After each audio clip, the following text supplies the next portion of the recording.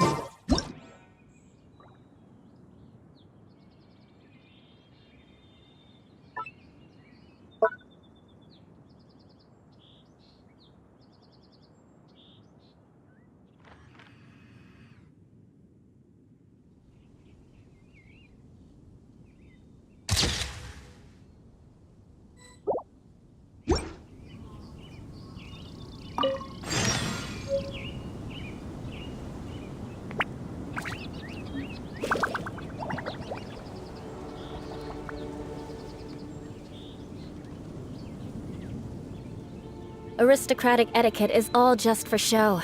Just smile and nod along. I was forced to learn all of the rules by heart, but even I don't take them that seriously.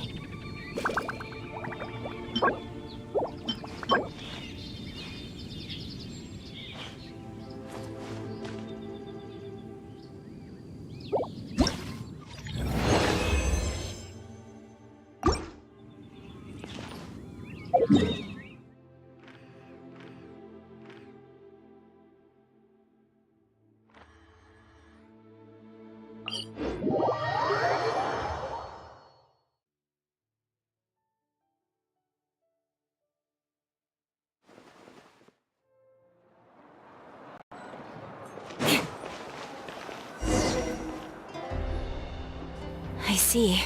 Thank you so much. The Adventurers Guild has been overwhelmed these days. No worries at all. We've always valued the strength of adventurers. Given the current situation, it's vital that we all work together. Since we're facing the same enemies, I'll send you the intel we've collected on the Abyss so far. Then we can take a look at how to coordinate our efforts. All right. Thank you so much. Hi, Catherine, it's us! Got any new commissions? You two have come just in time. I've got some good news. The Pyro Archon has finished assembling her forces and stationed them all across Natlan. Given how the Abyss has ramped up its activities lately, we can no longer afford to act only after receiving news of an invasion. So the Pyro Archon suggested that the Scions of the Canopy and the Adventurers Guild focus on collecting and disseminating intel. That way, we can stay informed of everything that's happening across the land. Once we receive word of enemy activity, we can notify the nearest camp and the stationed forces can take immediate action.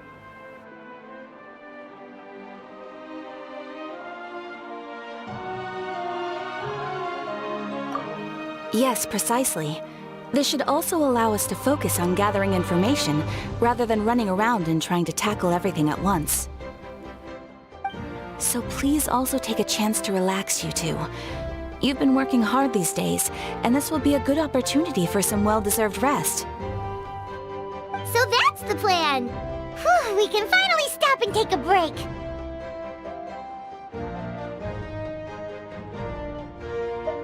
Keeping Natlan safe and sound is our priority now. The more it can wait!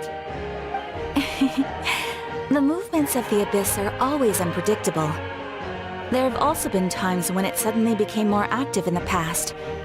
The people here generally see it as something like an acute natural disaster. Once the disaster is over, everyone will return to their normal lives. We just all hope that day will be sooner rather than later. Oh, right. Most people have no idea just how bad the situation has gotten in the Night Kingdom.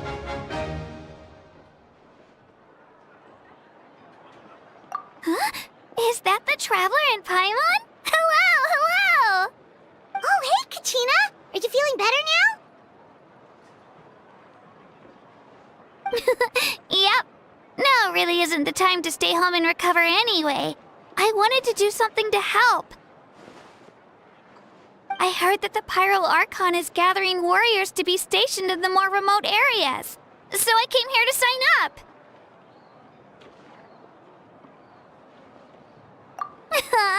Don't think I haven't heard about all the things that you've been doing. With everyone working so hard, I've got to do my part too.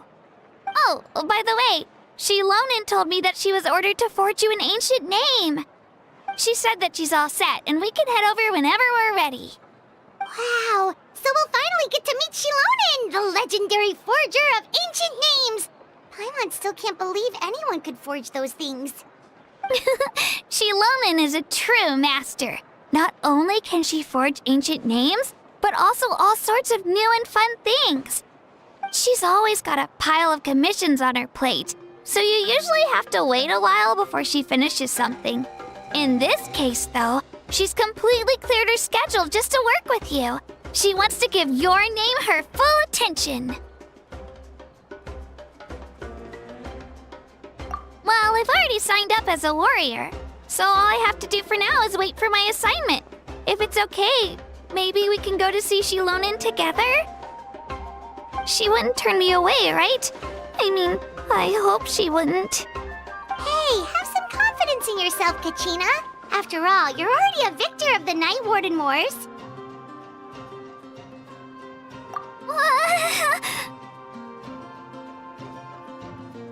On second thought, maybe I'll just find a hole in the ground to jump into and hide for a while.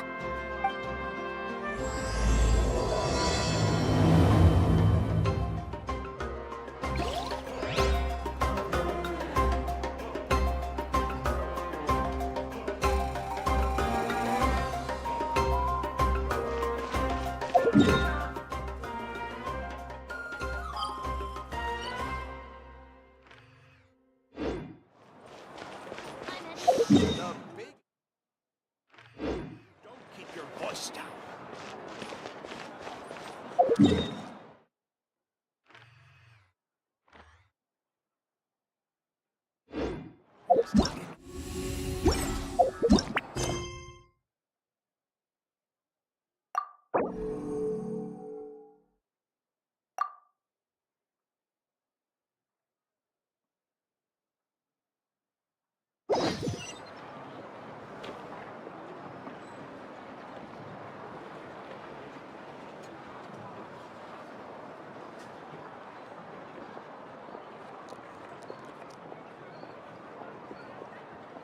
You want to learn some Favonia's blade work? All right then, I'll teach you. Oh yes, I'll teach you all right. Mark my words. The biggest one in history.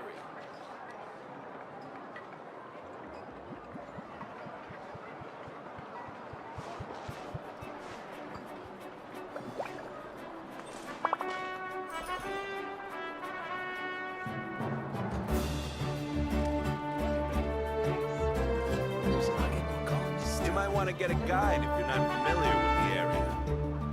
The biggest one in history. Don't keep your voice down.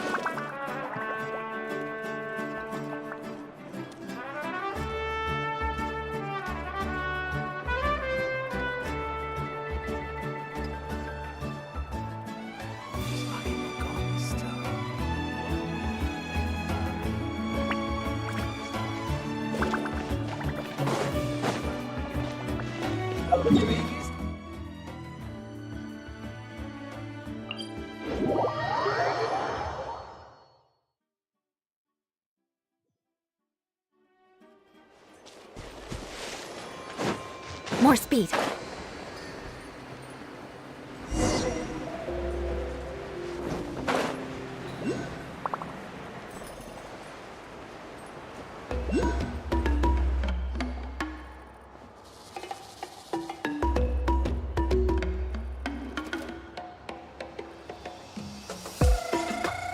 Lumine, I brought the person who needs an ancient name. She's super amazing, and I've already learned tons of stuff from her. I can vouch that she's really worthy of a hero's name. Ah, yes, so I've heard. So young, and yet you've already got quite the reputation. Wait, are you Outlanders? Yep, we're travelers who just arrived in Natland not too long ago. No, I mean, I was aware that you're travelers. It's just no one told me that you're Outlanders. Huh? You're saying the Pyro Archon didn't tell you? No, the only thing she said is that a new hero had pledged herself to the plan, but we need to forge an ancient name to ensure she'd be able to return safe and sound. And she did mention that it would be quite difficult to forge an ancient name for them, but at the time, I thought she was just commenting on my skills. But I seem to understand where the true difficulty lies now. Are you upset? Oh, I wouldn't go that far. I'm used to it, really. I just need a moment to process things. The Pyro Archon's requests are always difficult to fulfill, and we used to argue a lot. Honestly, it's probably for the better that she didn't bring this up at the time. Anyway, I can't argue with her if she isn't here, and it'd be pointless to take my anger out on someone else. But, just because I understand her rationale doesn't make me any less upset.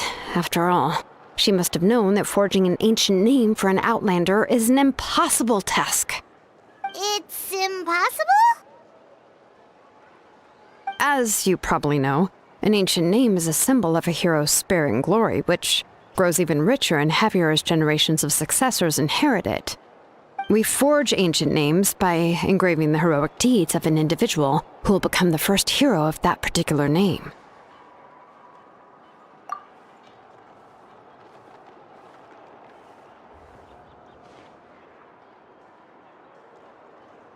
But they were all performed outside of Natlan, correct? Yeah, that's right. Then those deeds haven't been recorded by the Night Kingdom.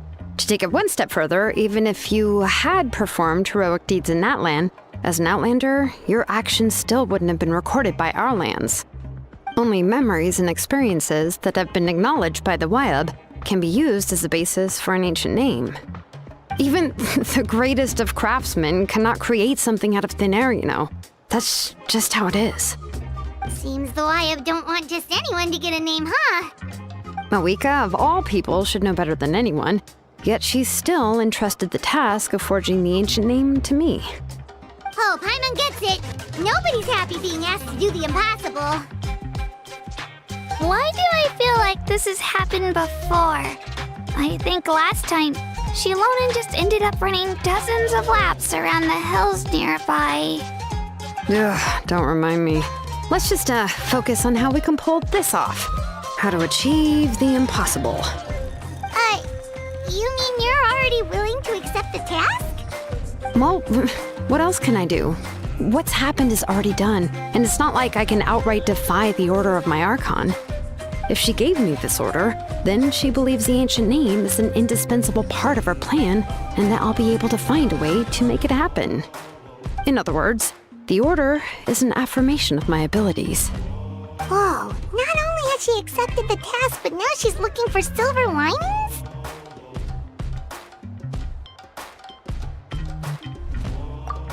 Yeah! Let's see if we can find some special way to pull this off. If we really can't make it work, I'm sure we can still go back and talk to the Pyral Archon, right? The key is getting the Wyab to somehow acknowledge the traveler's existence and record her heroic deeds. We heard the voice of a Wyab when we were in the Night Kingdom before. We even had a whole conversation with her. If we can talk to her again, maybe we can figure something out together. Well, every tribe has their own Wyab. How do we know if the one you met is indeed the best one for us to talk to? Plus, considering the unprecedented nature of this situation, I have a feeling that the acknowledgement of one Wyab alone would probably not be enough. I don't know. That requires a level of knowledge that I do not possess. We need to find a consultant who's an expert on all things Night Kingdom and Wyab. The first person who comes to mind is Lali at the Masters of the Nightwind, the one we call Granny Eatstali. Oh, we've heard that name before. We used her Spirit Speaker Stone to find Kachina's ancient name. A person who can make something like that must be pretty impressive. I'm unsure she'd be able to help. Still, she's older now and quite eccentric. It's hard to even book a meeting with her, given that she's constantly holed up in her room and doesn't like to be disturbed. I've heard that to get her help, you have to be extremely patient with her and know how to keep her spirit up. I hate to break it to you, but... Huh. Why is that? I mean, didn't she already help you before? And you even managed to save Kachina. Well, yeah, at the cost of her Spirit Speaker Stone being split into two. Huh? Great going, Mawika. We're already off to a rocky start here.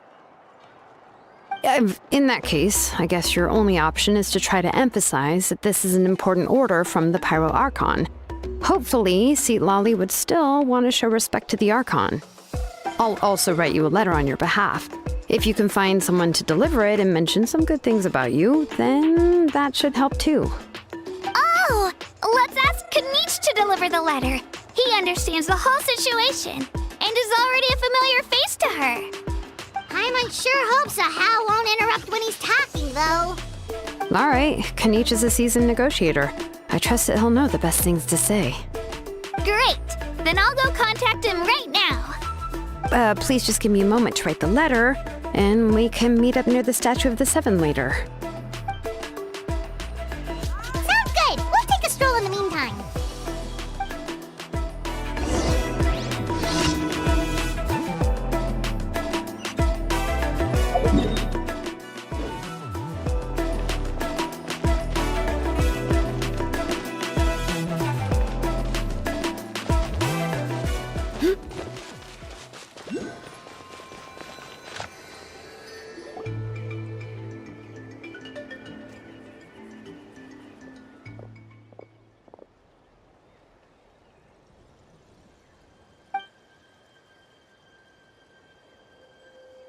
I'm sorry to put this on you, Kanich.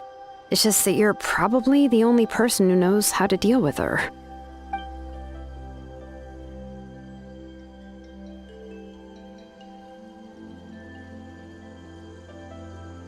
Oh, wait, so Kachina and the Traveler also know about the plan? Because we all saw a hero of the past rematerialize right before our eyes. And then Mualani said that a ton of knowledge and memory suddenly flooded her brain. The Pyro Archon explained everything when we came back from the Night Kingdom, including the reason behind the appearance of the hero, as well as the current state of the Night Kingdom. Right. She mentioned there are 6 heroes and that Shilonen is one of 4 that have already been acknowledged. Oh, well, then I suppose there's no need to keep any secrets between us. Having companions walk by your side is perhaps the best solace when facing such a bleak reality.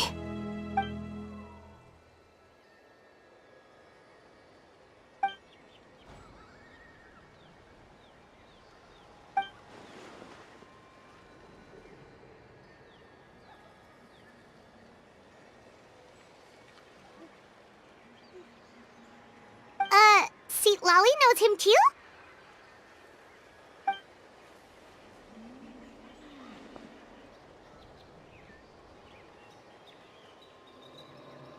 Odd, huh?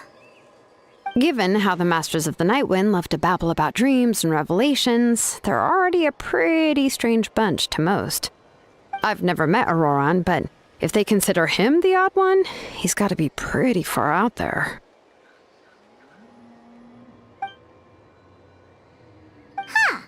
Makes sense. But Paimon wonders how Seat Lolly could be the first one to notice Auroran's disappearance if she spends the whole day in her room.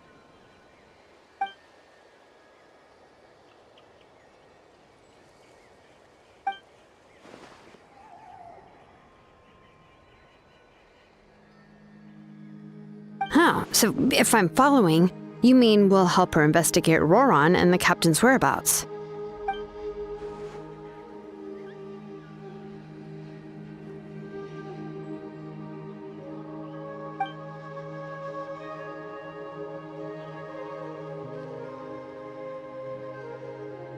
Yeah! Plus, we kinda owe her one anyway to make up for breaking the spirit speakers down. This is a pretty well thought out plan, as expected of Mollypo Kanich. Then, yeah, I'll leave my letter to you. Let's hope Seat Lolly can meet at the stadium in 2 days. Take care out there, Kanich. I'll be heading back as well. There's still a few things I need to pack. Okay, then let's part ways for now. I'll see you in a couple of days.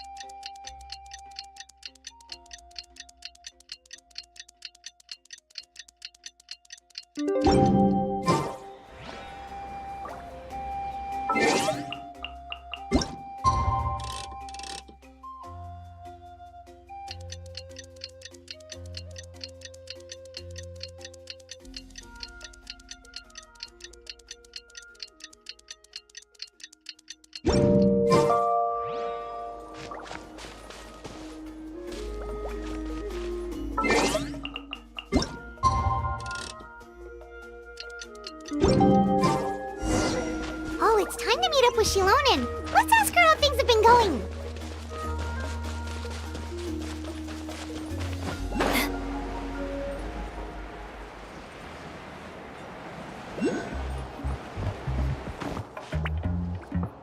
Hey, Shilonen, how's everything going?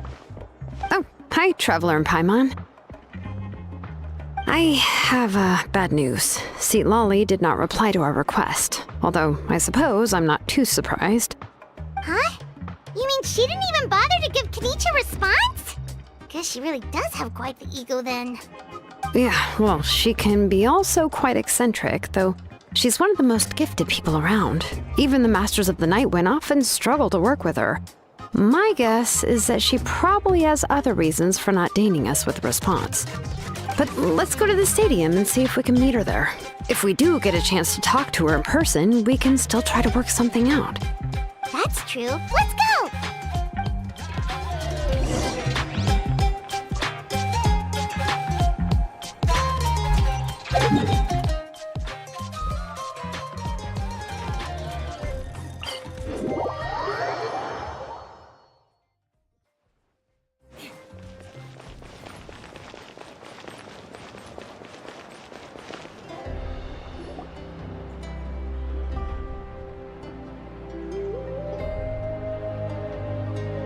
Paimon doesn't see anybody.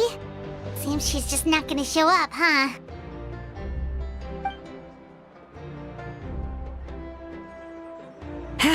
Well, we tried to be as considerate as we could, but she's under no obligation to help. That might be true, but this is still a request from the Pyro Archon, right?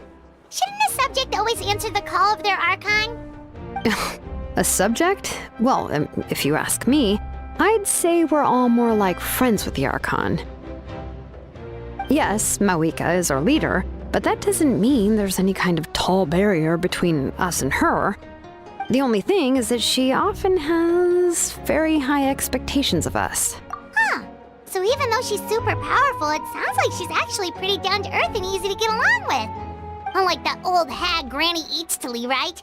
Does she think she can ignore us just because she's famous?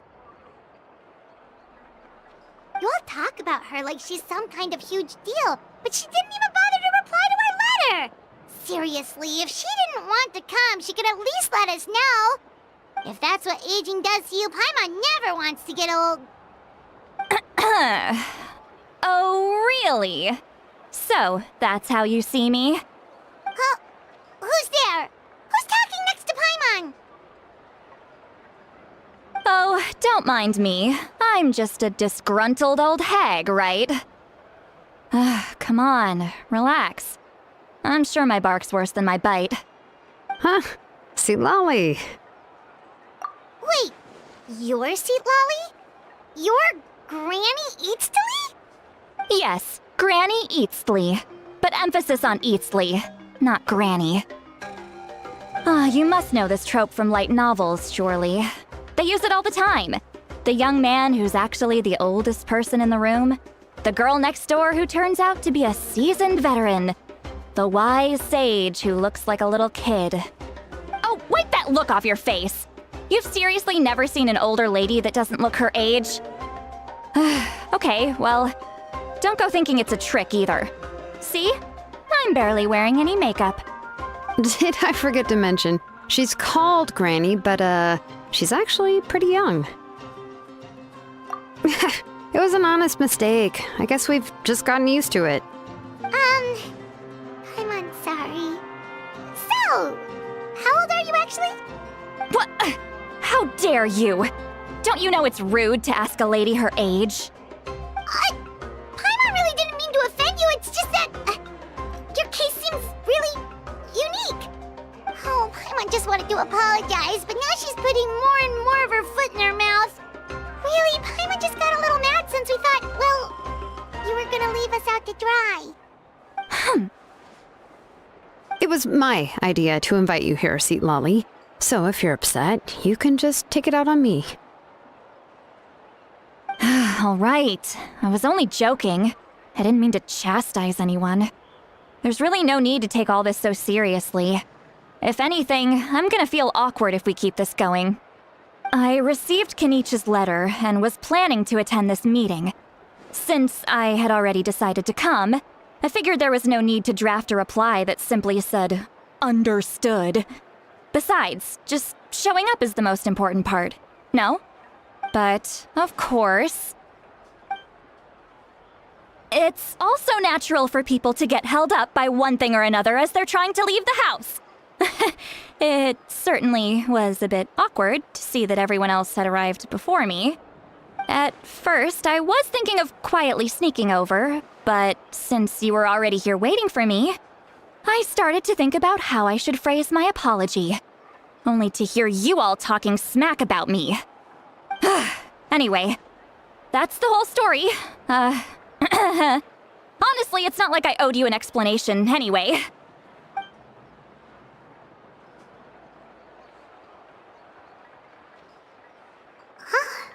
What's with that expression? Was she feeling embarrassed just now?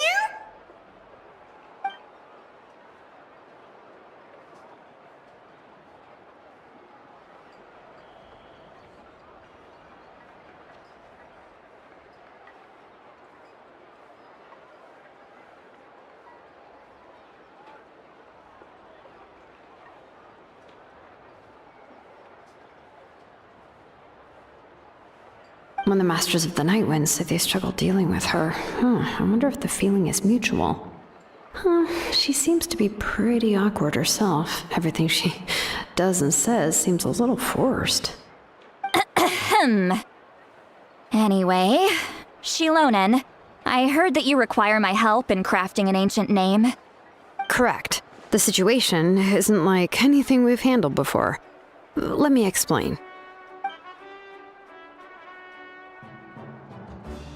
I see. So Mauika has asked you to forge an ancient name for an Outlander. Well, that would be a first. And you've also heard all about Auroron. I must say, he's always been a good kid. I can't see him joining the Fatui of his own volition. He must have been coerced somehow. Yeah, that's why we came here to ask you. We'll help bring Auroron back if you help us solve the problems of forging the ancient name. What do you think?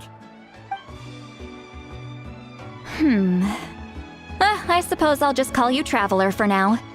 Traveler, come here. Let me take a good look at you.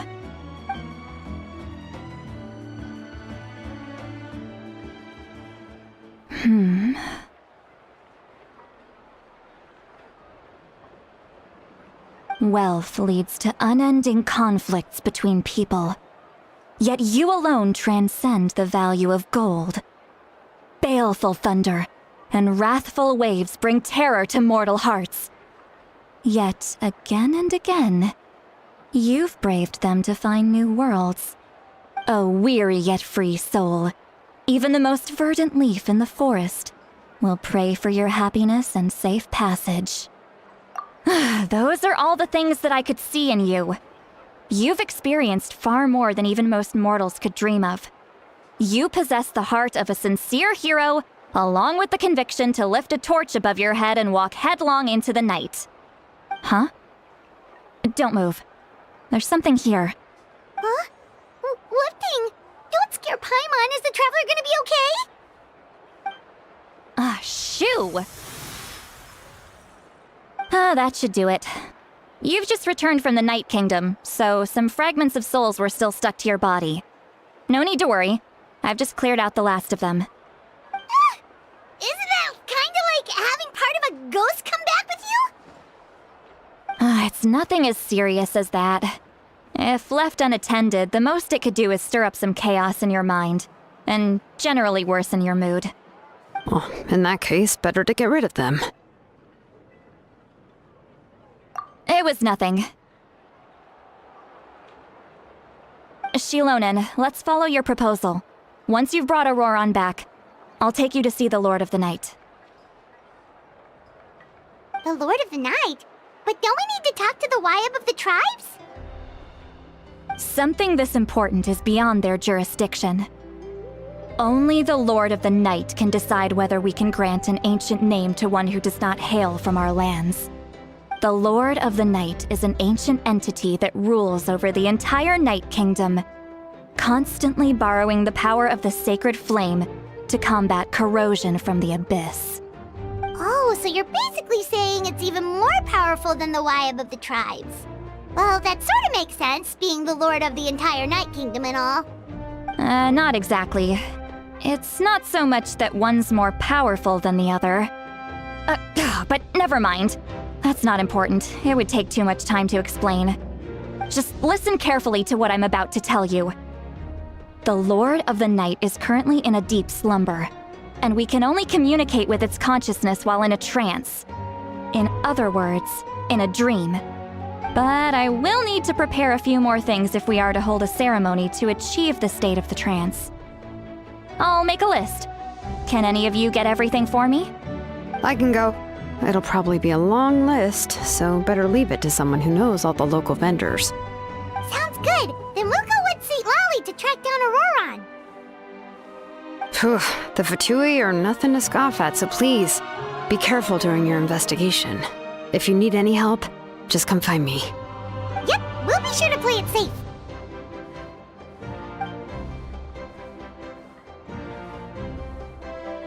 All right, now it's time for us to catch that brat and bring him back.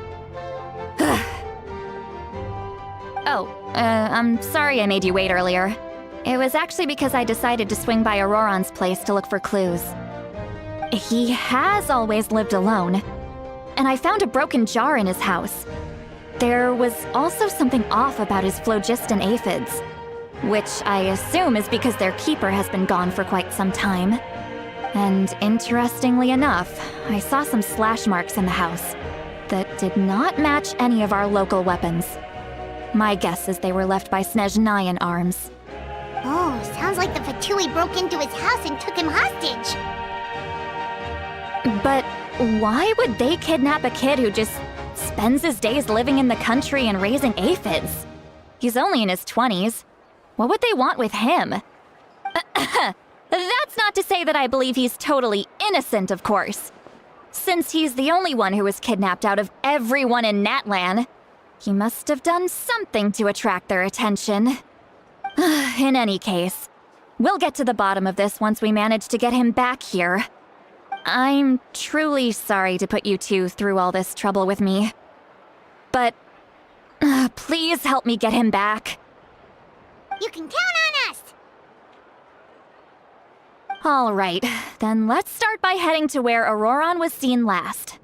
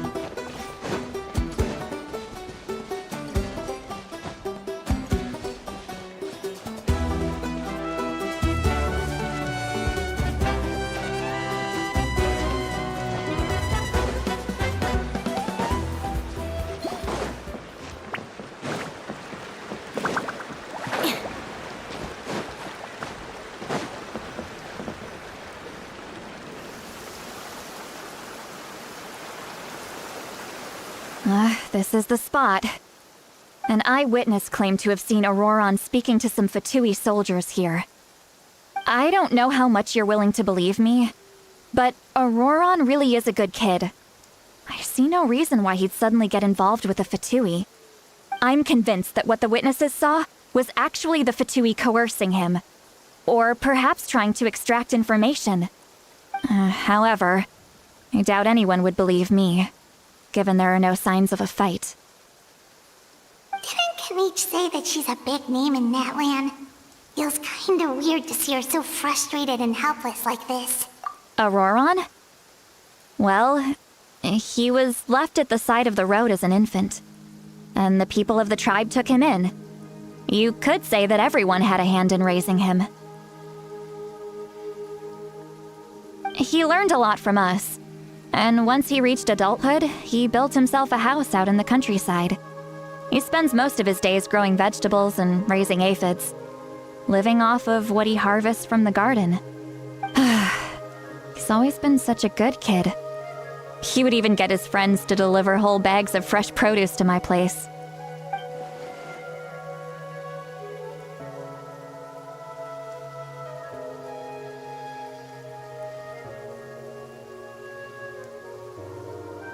Oh well, let's keep looking. He can answer all of our questions once we find him. He's been raising phlogiston aphids for a long time, and since they were disturbed, they secreted a special type of phlogiston. We can use that substance to track his movements. Let's follow the phlogiston trail. Huh? What trail? Paimon doesn't see anything. Oh, right. I forgot your eyes don't naturally perceive such things. Here, give me your hand.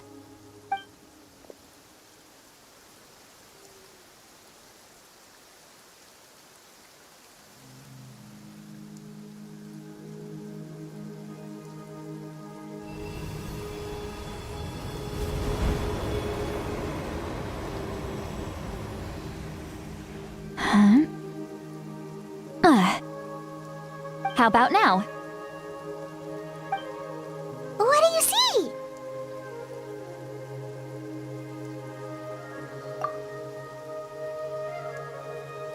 Whoa, Paimon can see it now too! That's right. I used a spell to temporarily transfer a portion of my senses to you. For a short while, you'll be able to see the phlogiston too. Wow, you can even share your senses with us? First time Paimon's heard anything like that. It requires a very rare spell that most people aren't adept at. But don't worry, it's a cinch for me. Between the two of you, it seems the Traveler's senses are a bit stronger than Paimon's. When I held your hand just now, I could sense that you've got a great affinity for phlogiston. You're extraordinarily gifted. Anyway, we'll need to use our vision now to track down Auroron. Good luck, you two. Over here, this way! See, Lolly might say a lot of deep and confusing stuff, but this spell of hers is really something. What was that? Oh, Paimon was just complimenting you, really.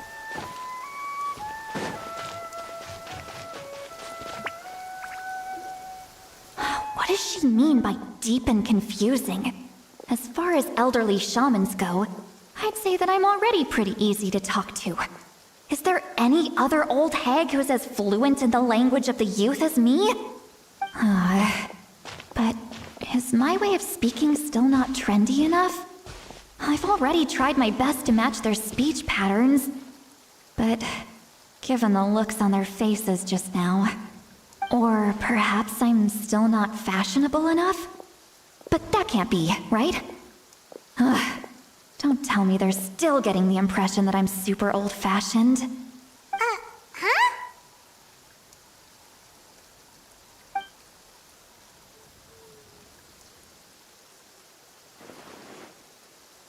Was that Seat Lolly's voice?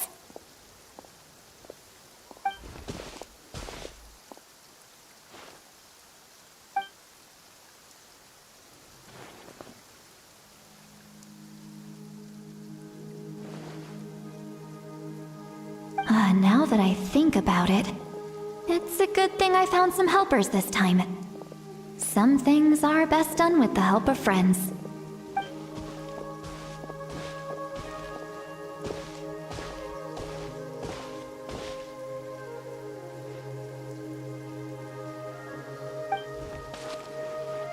Oh? They appear to be feeling quite confident. Looks like our work will go smoothly.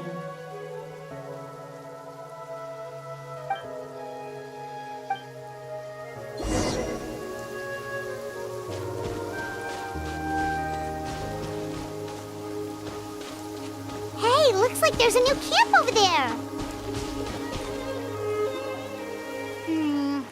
Yep. Judging by Paimon's experience as a guide, it definitely looks like people set up camp here. Wait. The phlogiston here is a bit odd. Let me see. Paimon sees a small shape here. Could it be some sort of symbol? This is a distress signal for the Masters of the Night Wind.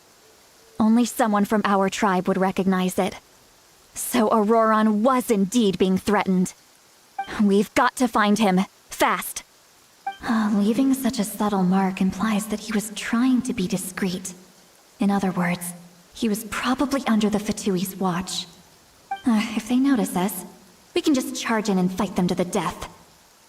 But what if my darling grandson is also there? I can't have him caught in the crossfire. No, I've got to be careful. Otherwise he'd get hit as well. How annoying. No, I've got to stay calm and keep my composure.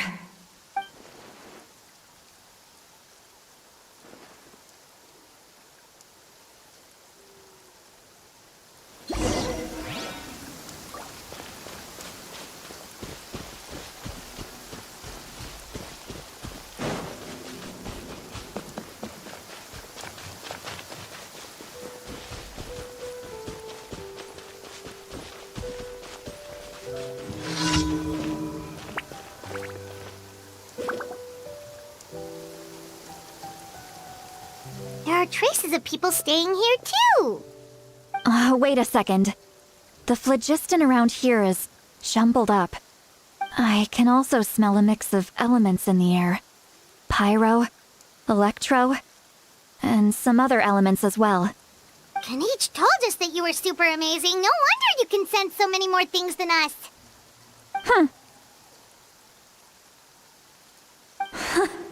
It's about time that little brat said something nice about me. There are signs of a struggle here. Judging from what's left on the scene, there must have been a fight. But after that, the factions seem to have gone their separate ways. Both the phlogiston and the elemental traces in the air support that. Do you still remember the little mark we found before? Paimon's thinking, what if Auroron wanted to leave another distress signal, but was caught by the Fatui?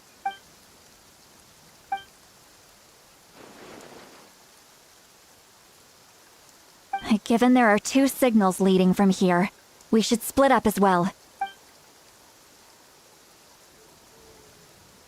I'll take this direction, and leave the other one to you.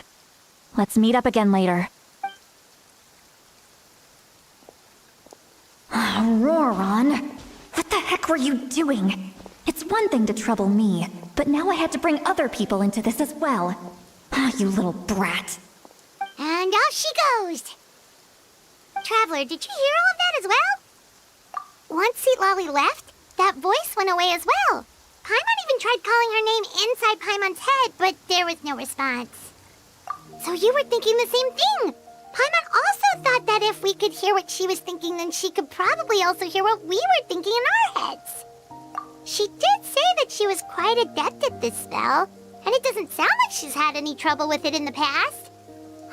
Maybe we're a special case and can hear her thoughts as a side effect.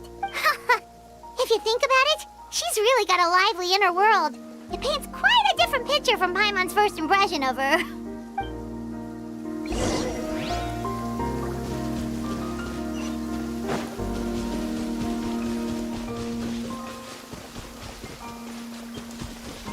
Paimon sees some traces here. Let's follow them and see if we can find anything up ahead.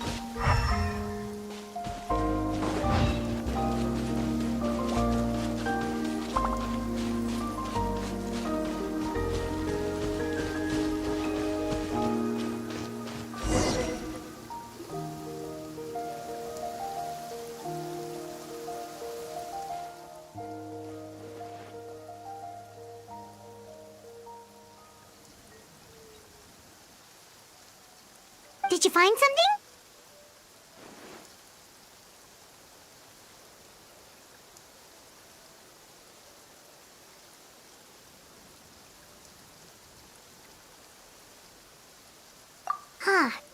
So we can't tell where Auroron might have gone from here. That's weird. The phlogiston trail suddenly stops. We can't make anything of these footprints either. But he can't have just evaporated into thin air, right? We know he wasn't alone. He had all those Fatui with him.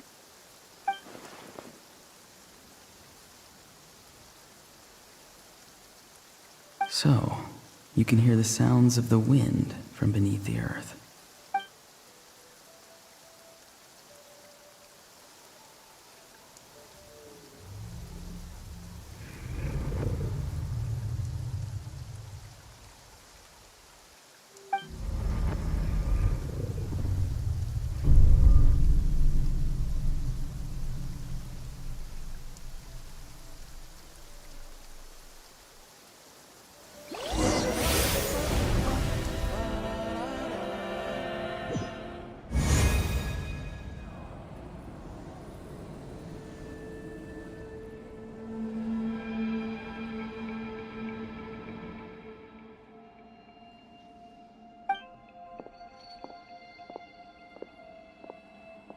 I'm very sorry, but please do not move. I have no desire to hurt you. I apologize that our first meeting has to take place like this. It's just that you're much like one of those animals with ears that perk up as soon as it senses danger in their environment. And given your combat proficiency, I would not have been able to gain an advantage over you if you were anywhere else in the world. However, you're now in the Night Kingdom, a familiar domain to the masters of the Night Wind. Hello, traveler. I'm Auroron, the one you've been searching for. Ah, the Fatui's custody. I see. So even Granny has told you that I was coerced by the Fatui. I'm afraid you've been brought here by a lie, like a false omen in the lingering smoke.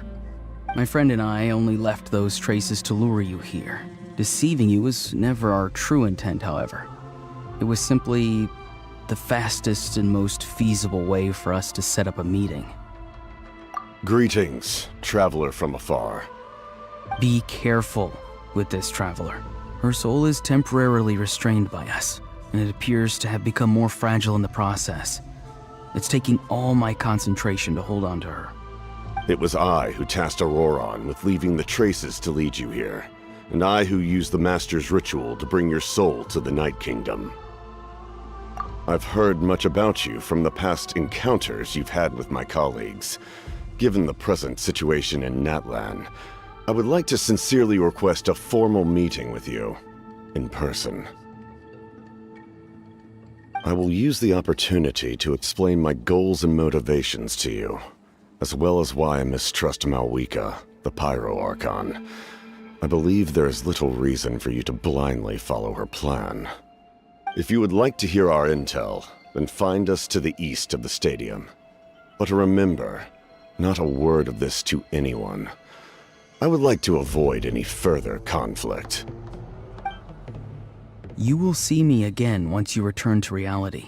No matter what I say, please, help me keep this a secret. This is all to avoid dragging Granny into this conflict.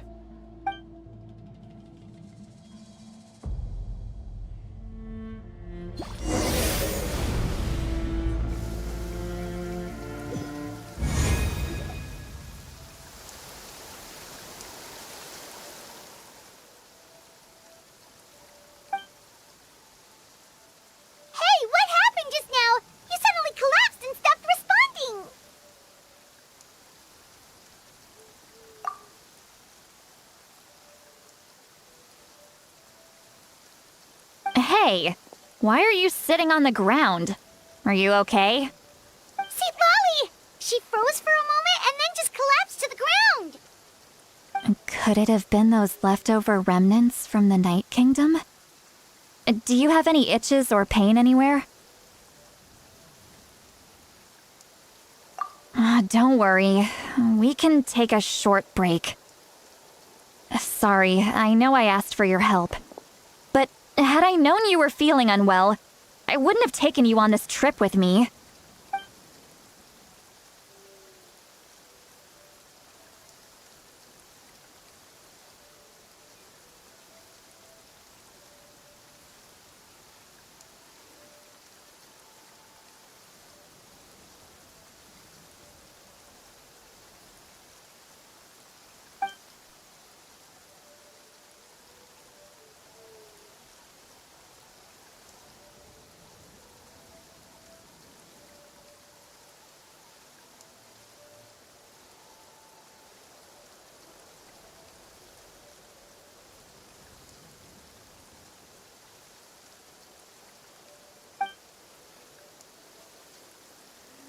If you're feeling sick, you should just say so.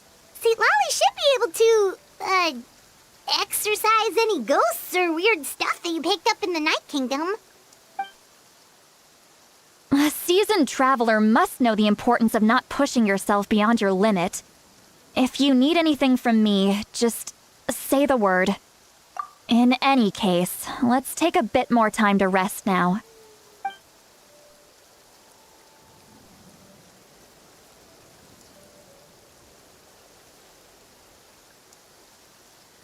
Need to be more careful next time. Feeling better yet, Traveler? All right, let's get ready.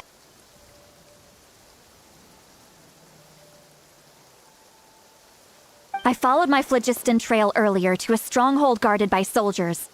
I have a feeling that Auroron is probably being held inside.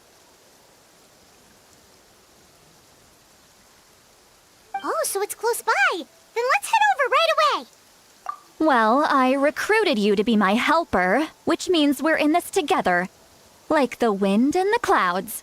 We either move as one or not at all. But if you want to make it up to me, then just be sure to fight extra hard when the time comes.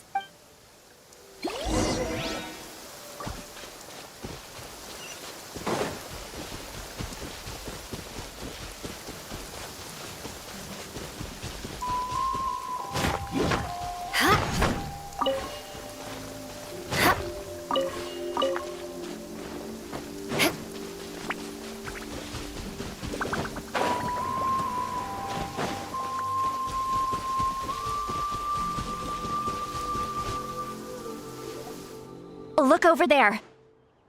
Huh? Paimon thinks she sees someone in the middle of the camp. That's Auroron. So he really was taken by the Fatui.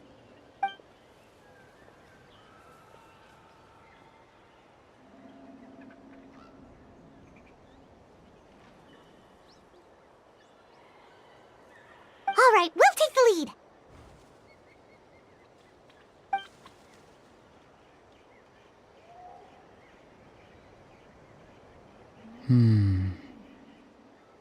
Hey, quit daydreaming. Don't you have work to do? I cannot see the sun. What? Without the sun, I cannot see the truth. You are currently blocking the light, so I must beseech you to move aside. Huh? Okay, Mr. Philosopher. That's enough mumbo-jumbo. Wow. I'm going to rip that guy's head right off. See, Lolly's struggling to control her temper now. Are you ready? Let's go kick their butts. On my count. 3, 2, 1! Still trying to resist? You've got no idea who you're up against.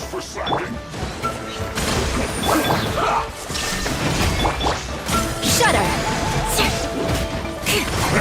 My duty. More speed.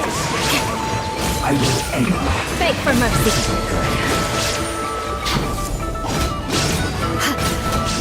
Shudder! Run from death. Inazuma shines eternal! Looks like I went too far. Auroron! Granny! Paimon knows she's called Granny Eats to Lead, but it's still kind of weird hearing someone actually call her Granny. And greetings to you too, other Granny.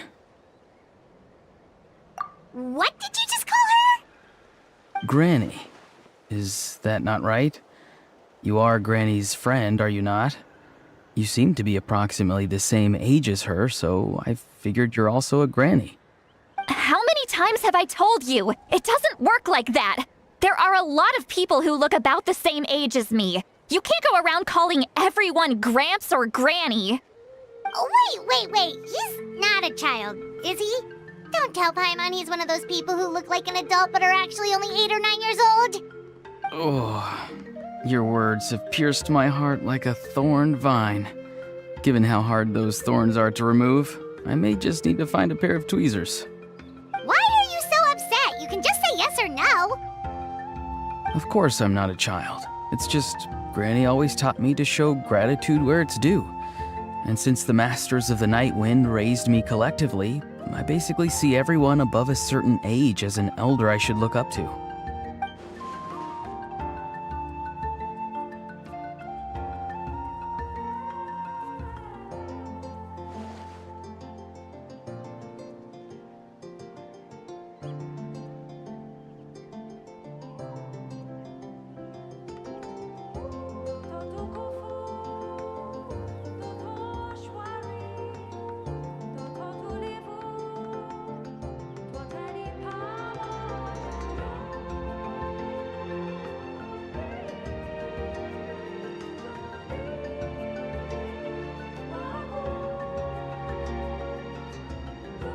Exactly.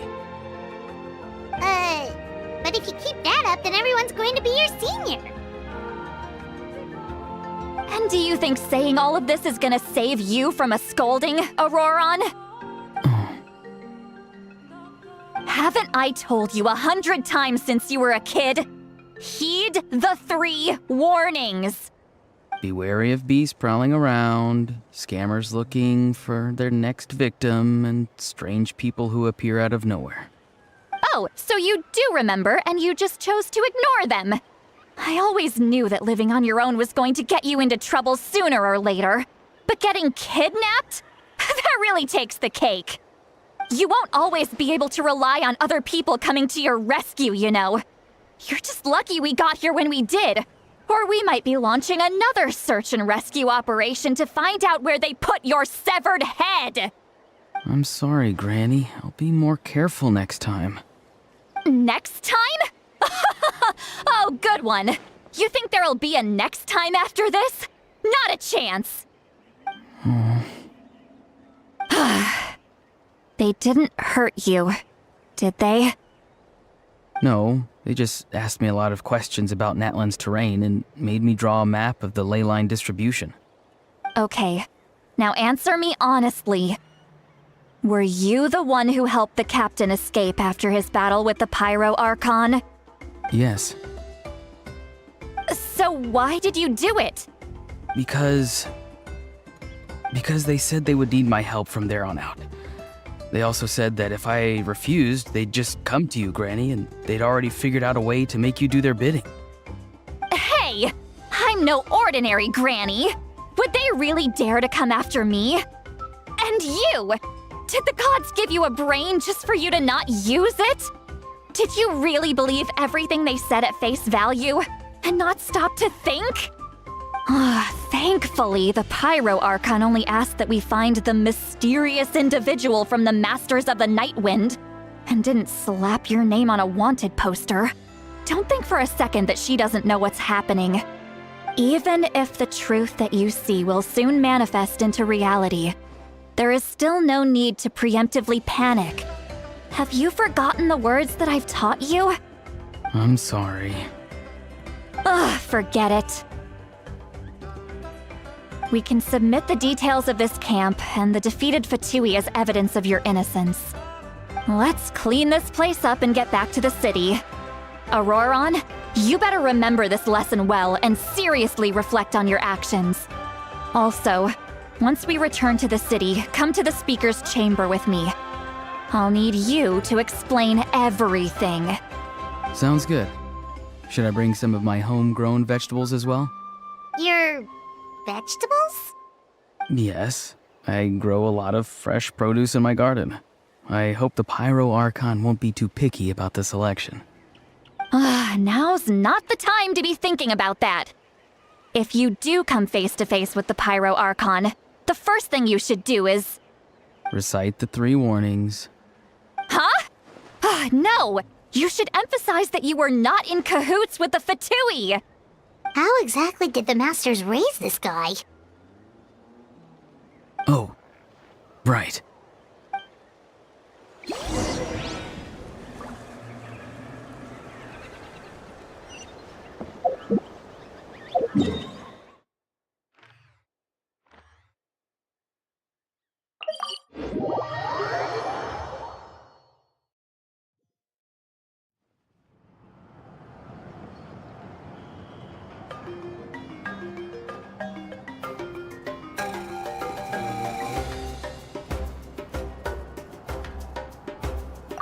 I see. So Auroron came to the captain's rescue because he promised to help him in exchange for Citlali's safety. That's right. I'm sorry. Now that you know Auroron was only trying to protect another member of his tribe, could I ask you to petition the Pyro Archon for her forgiveness? We'll give her a full report. We'll let you know once she's reached a decision. Will I need to stay here? Technically, yes. But if Miss Citlali is willing to serve as your guarantor, then we can release you from custody. Sure. I'd be happy to do that.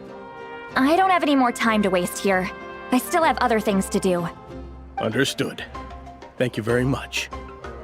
Mr. Auroron, please report back to the Speaker's chamber as soon as you've received notice of the Archon's decision.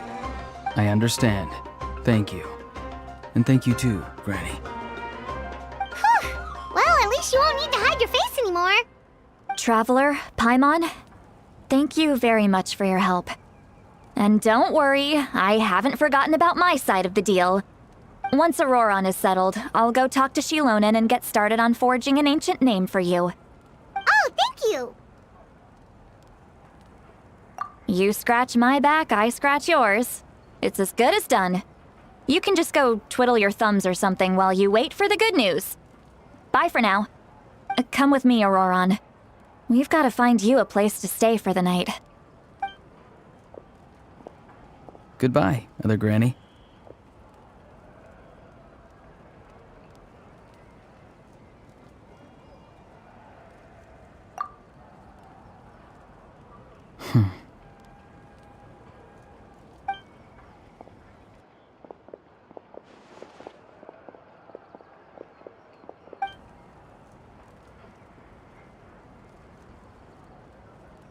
We're finally done. All right, it's time to find some grub.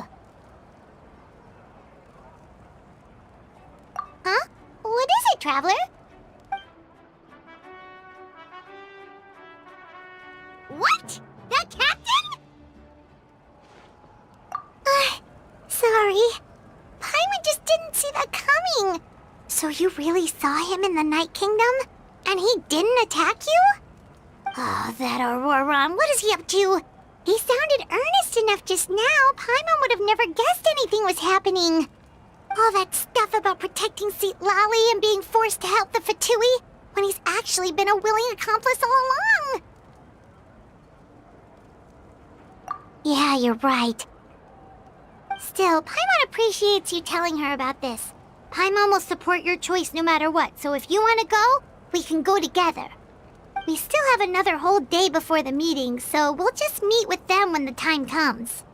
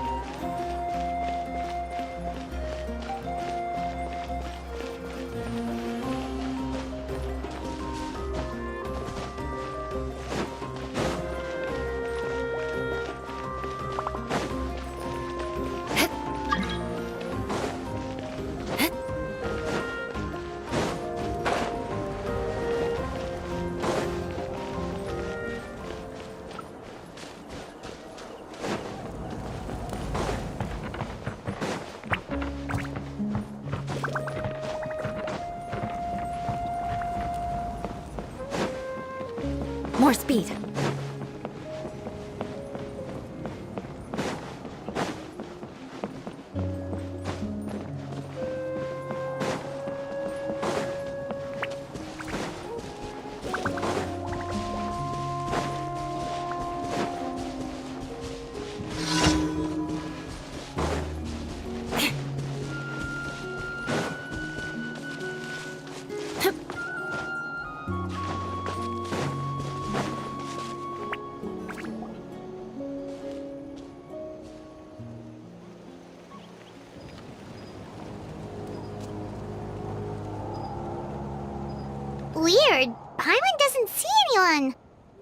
please don't let this be a trap.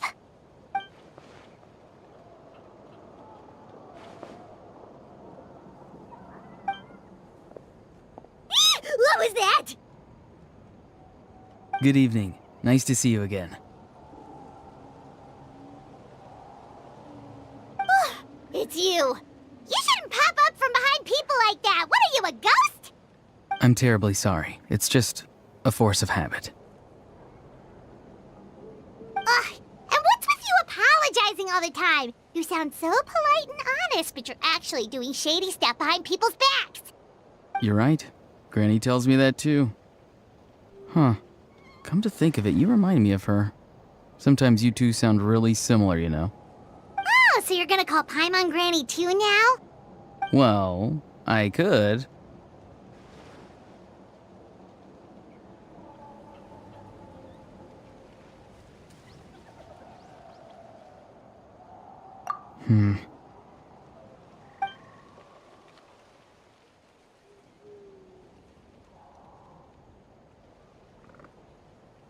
It's all clear. Over to you. Excellent. The fact that you showed up proves that I was right about your character. Yet, there's been a lot of talk about you. Child told me that you're passionate about the unknown and willing to take risks. Rather than facing you as an enemy, I would much prefer to bring you to my side.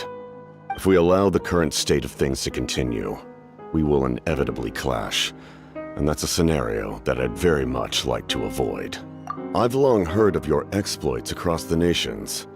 Though you have crossed swords with my colleagues many times, I know that you are by no means an unreasonable person.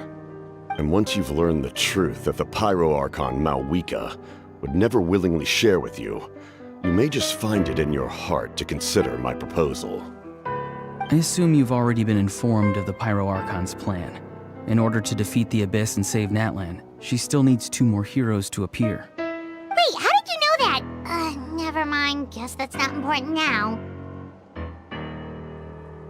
I've long kept a close eye on her plan. To be frank, it's an exceedingly risky plan. Will the heroes really appear? And even if they come to her, will their power be enough to drive the Abyss back? If any part of the plan goes awry, all of Natlan, even all of Tevat, will pay for her mistakes. Now, you may have been led to believe that this is the only plan available to her.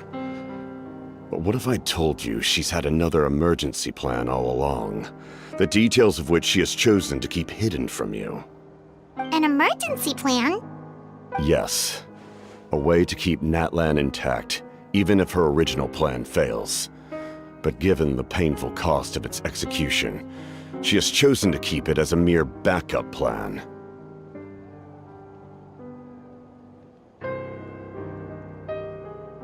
Whether this stems from hesitation, fear, or even naivete, I cannot say.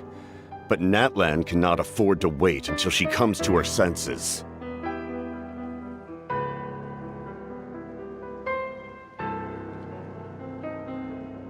My fear is that given the enormity of the decision, she will be reluctant to confront the dire reality we face until it is too late. There will be no time left to execute the backup plan, and all of Natlan will be lost to the Abyss. We have to make the decision for her, here and now. Yeah, do you have any evidence for all this?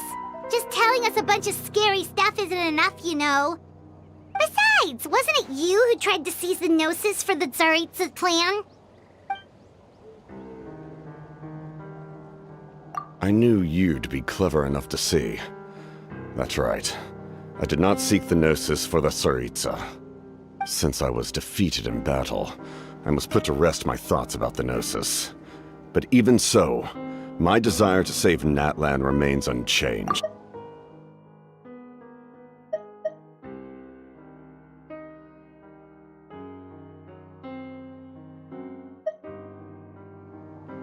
And now, I have found a new way to solve the crisis. We can implement it immediately if we reach an agreement. Someone's here. the captain disappeared! Something is rapidly approaching. Oh no. Something? Bad news, chump! It's your granny! Oof. See, Lolly! When did you get here? I knew something was amiss after we were separated. Hidden ceremonial tools, an unconscious traveler.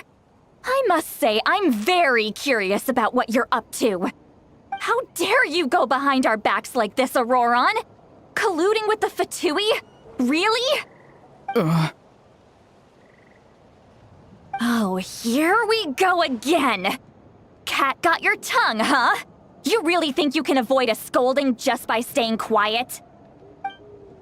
I'm not trying to avoid anything. Oh, and now you're talking back. Well, go on then. Explain yourself. What the heck are you up to? I'm sorry, Granny. I feel so guilty. You! That's it! Where are my tools? I swear if I don't teach you a lesson right here and now, I'll... Wait, see, Lolly! Please, calm down. We, still learned a lot of info, didn't we? Like the fact that the captain isn't trying to seize the Gnosis anymore. So, maybe just save the scolding for later, okay?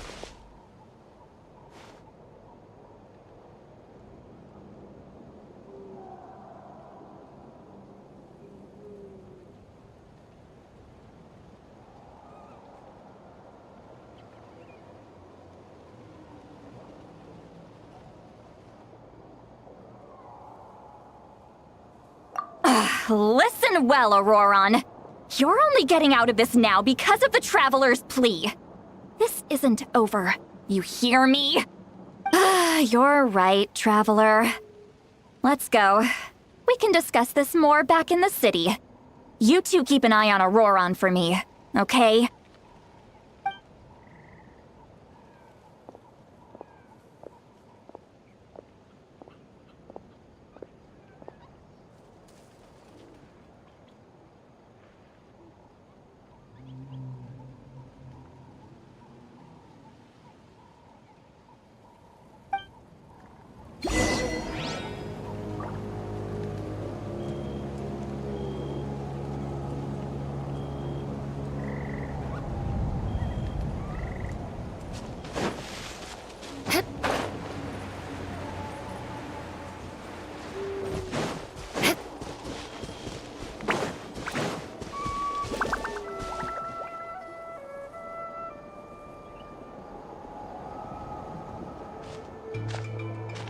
In all my years, I've never had a child cause me so much grief.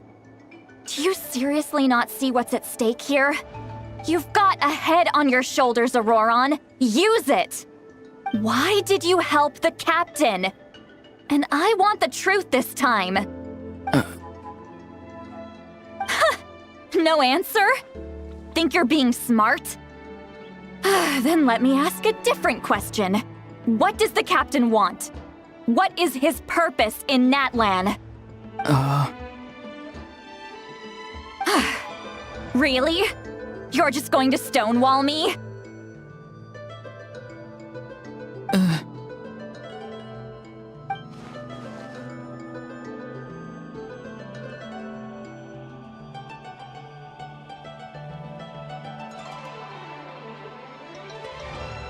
Just use your brain for a second. What do you possibly stand to gain by helping the captain? Only endless trouble awaits you and everyone in the tribe. You've always been a good kid. Why would you throw that all away now? If you're worried about something, just talk to me. Granny would much rather we had a conversation instead of constantly clashing like this. Why is he staring at us all of a sudden? I'm sorry that you have to hear all this. You're very kind. Most people would have fled by now.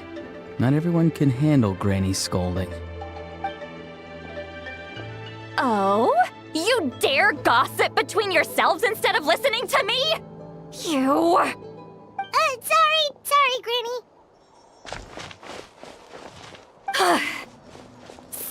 Granny! Sorry, Granny! You know what? Fine. I'm perfectly aware that everything I say goes in one ear and out the other.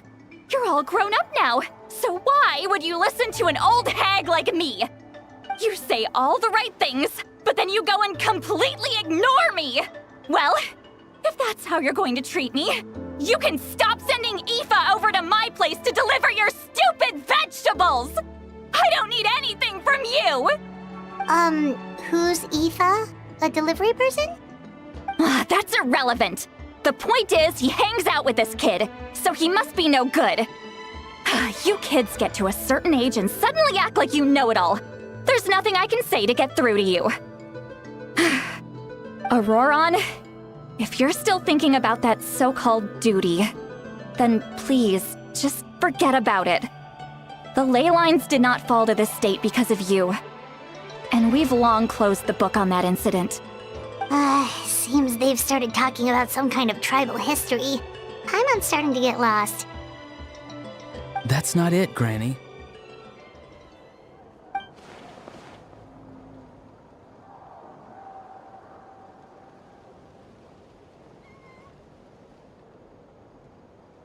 I know you tend to get down on yourself when you're upset, but I can tell I really hurt you this time.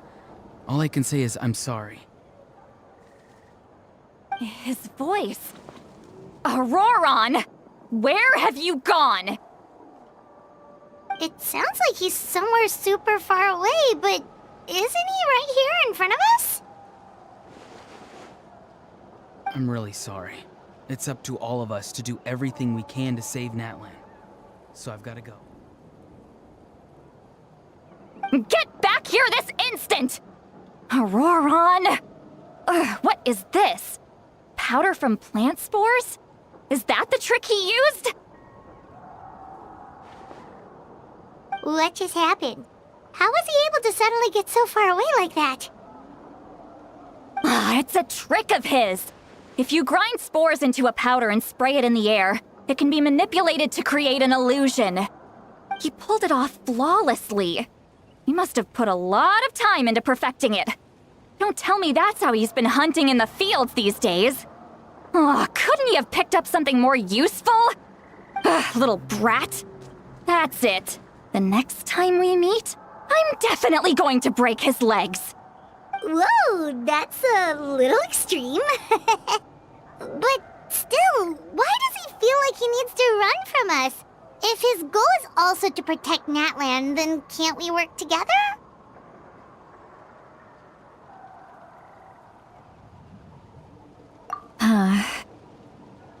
I'm sorry for interrupting your conversation with them earlier. But even if you'd been able to hear them out, there's no guarantee you would have gained anything substantial. Auroron probably did everything he could to get away because he knew I'd get the truth out of him sooner or later. Ah, that brat. I swear.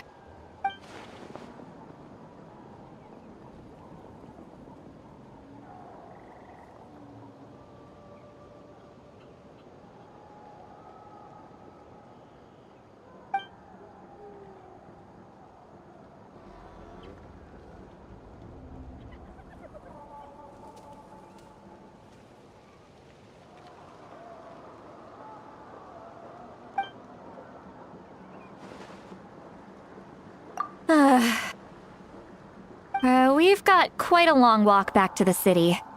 Let's take our time. It'll give me a moment to figure out how to explain all this.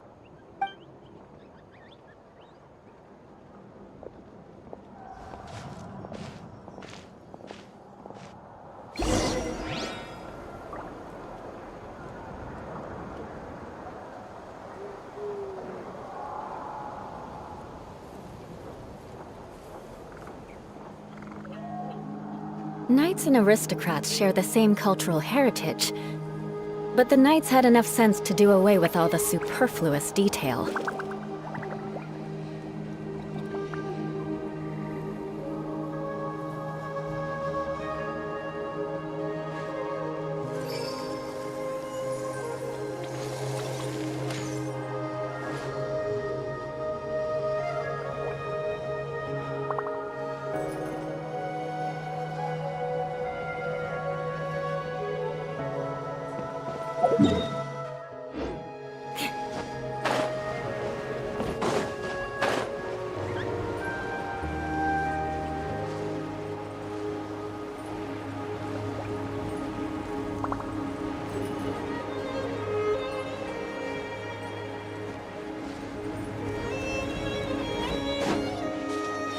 More speed.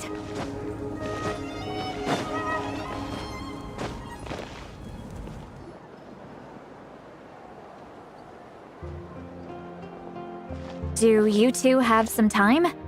Feeling hungry? How about we get something to eat?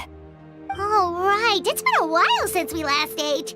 Now that we can relax, Paimon just realized how hungry she is. Then let's go. We can find somewhere to sit down and talk. Food and drinks are on me. How did this become Paimon'sville? Sweet Lolly looks quite down on herself. All right. It's on Paimon this time. What's one meal to the best guide into that? So you can just sit back and enjoy, Sweet Lolly. Paimon will take care of it. Hey, come on now. You won't even let me take you out for some food and drinks? I just wanted to treat you to a meal. Are you sure? We can save you some Mora. Mora is the least of my concerns.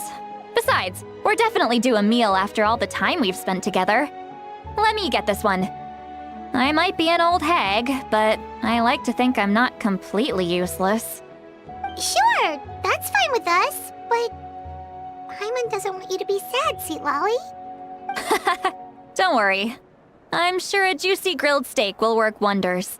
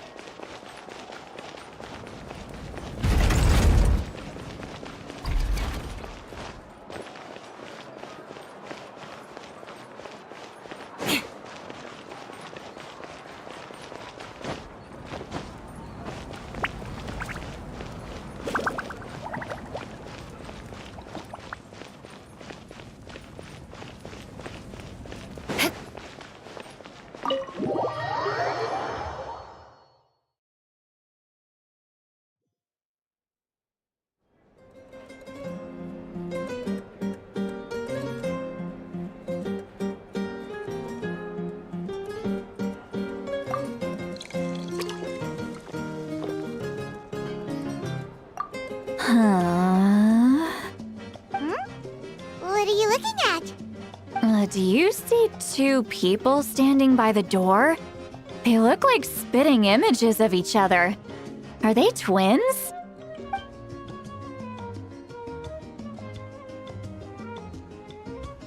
But Paimon only sees one person there. Huh? How could that be? I guess my mind isn't as sharp as it used to be. Give me another bottle, boss! Do you think she's drunk?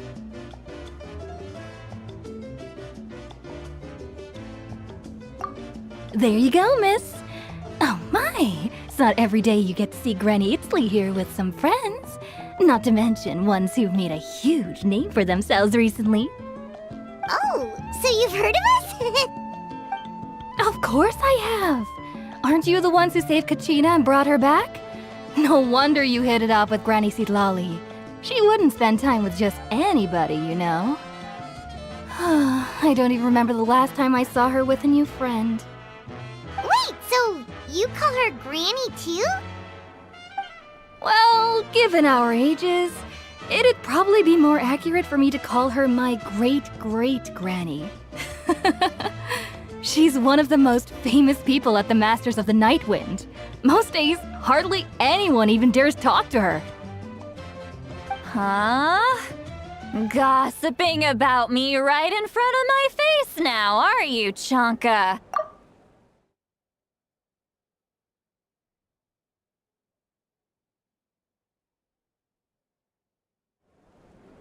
Oh, please, Granny, I wouldn't dare. I'm just beyond happy to see you bring over some new friends. After all, any friends of our regulars are sure to be great customers too.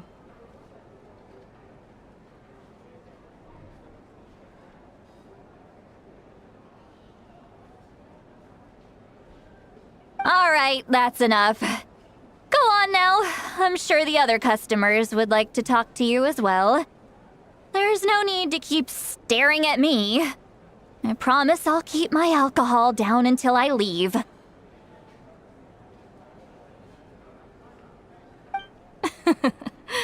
Well then, you have my thanks.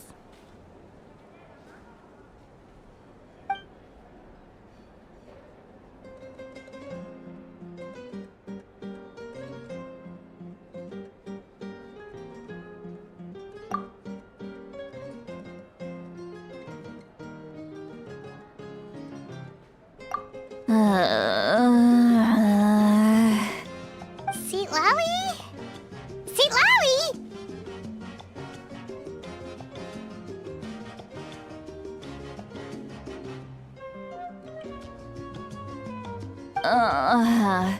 Who's that? You got some gall calling me by my first name. Let me guess. You want to test your skills against Granny Eatsley, don't ya?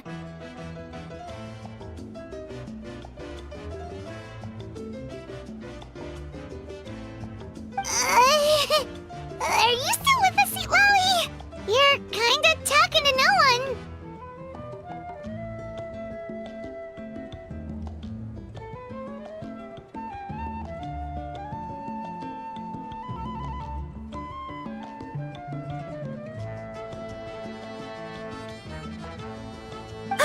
You chumps come around here, picking fights with me? Well, you know what happens next. You lose, and then run off home to tell everyone about how I'm this big scary bully. It's always the same story. You brats start it, I finish it, and then I end up with the reputation of being some kind of terrible monster among the shamans.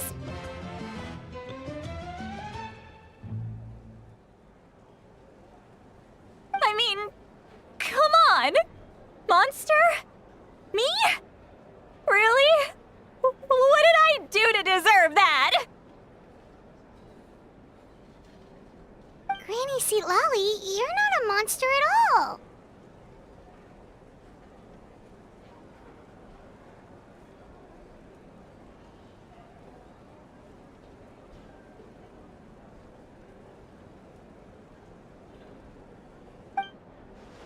Exactly!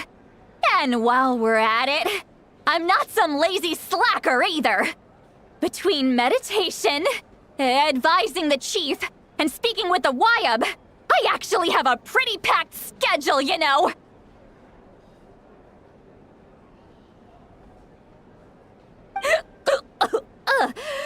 Oh yeah! And I have to mentor all the new kids! Hey, new kid! Yeah, you! Don't play dumb. Didn't I teach you how to find phlogiston? You see? I know my stuff. I'm a good teacher. You tell him. That's more like it.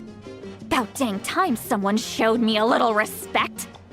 Yeah, Granny's a hard worker, all right. You can always rely on old Granny.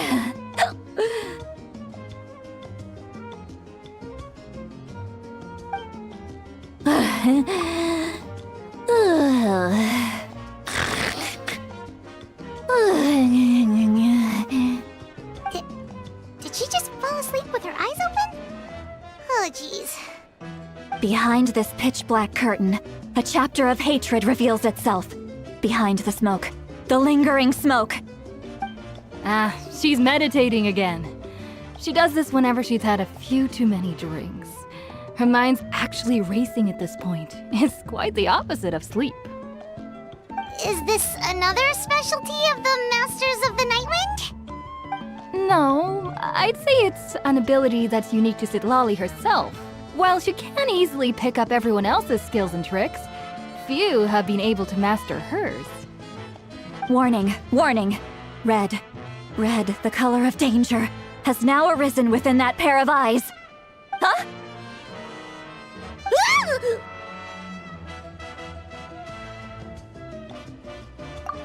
Traveler? Paimon? What's wrong? I'm gonna hurl. Hang on, just keep it in. Phew. Okay, it's passed. That was a close one. You had Paimon worried. Paimon really thought you were about to barf all over the table just now. How embarrassing. I'm sorry you had to see me like that. That's never happened before, I swear. I've never thrown up, not once. Are you feeling okay? Want to take a quick walk and get some fresh air?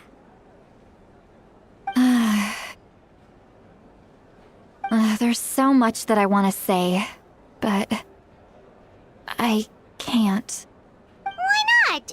Of course you can. Just say whatever's on your mind. Please, Paimon, it's not as simple as you think. We've only known each other for a few days, right?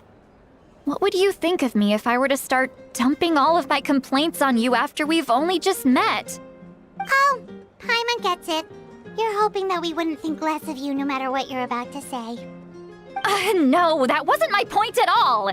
Seriously, don't you youngsters know anything about shame? I'm talking about shame! I've lived all these years and still can't get rid of it! Surely, you know the feeling too? Actually, about that. Huh? Tell me what? Yeah, this is as good a time as any.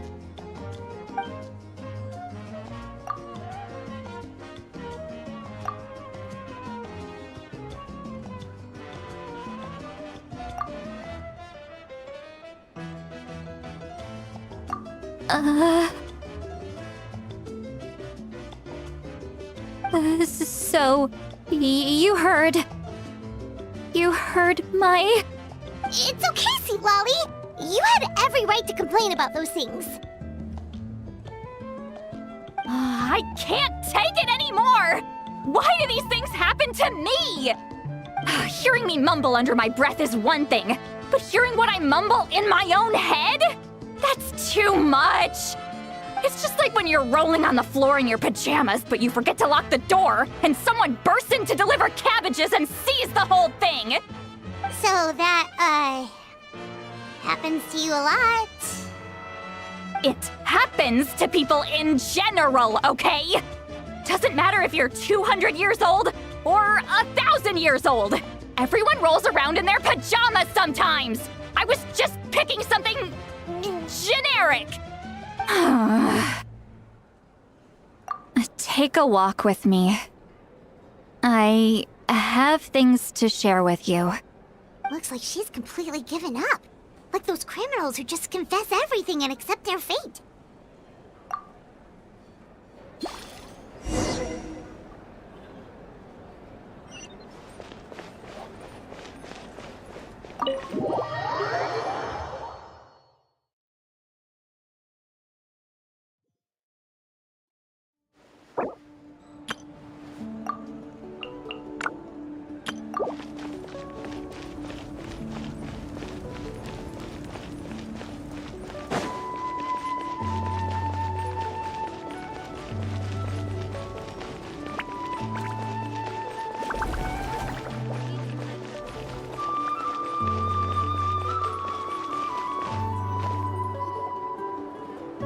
Well, great view, right?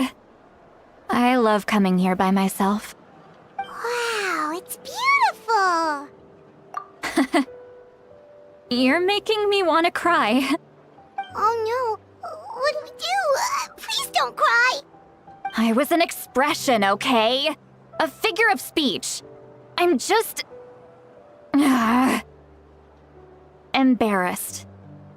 Here you are thanking me.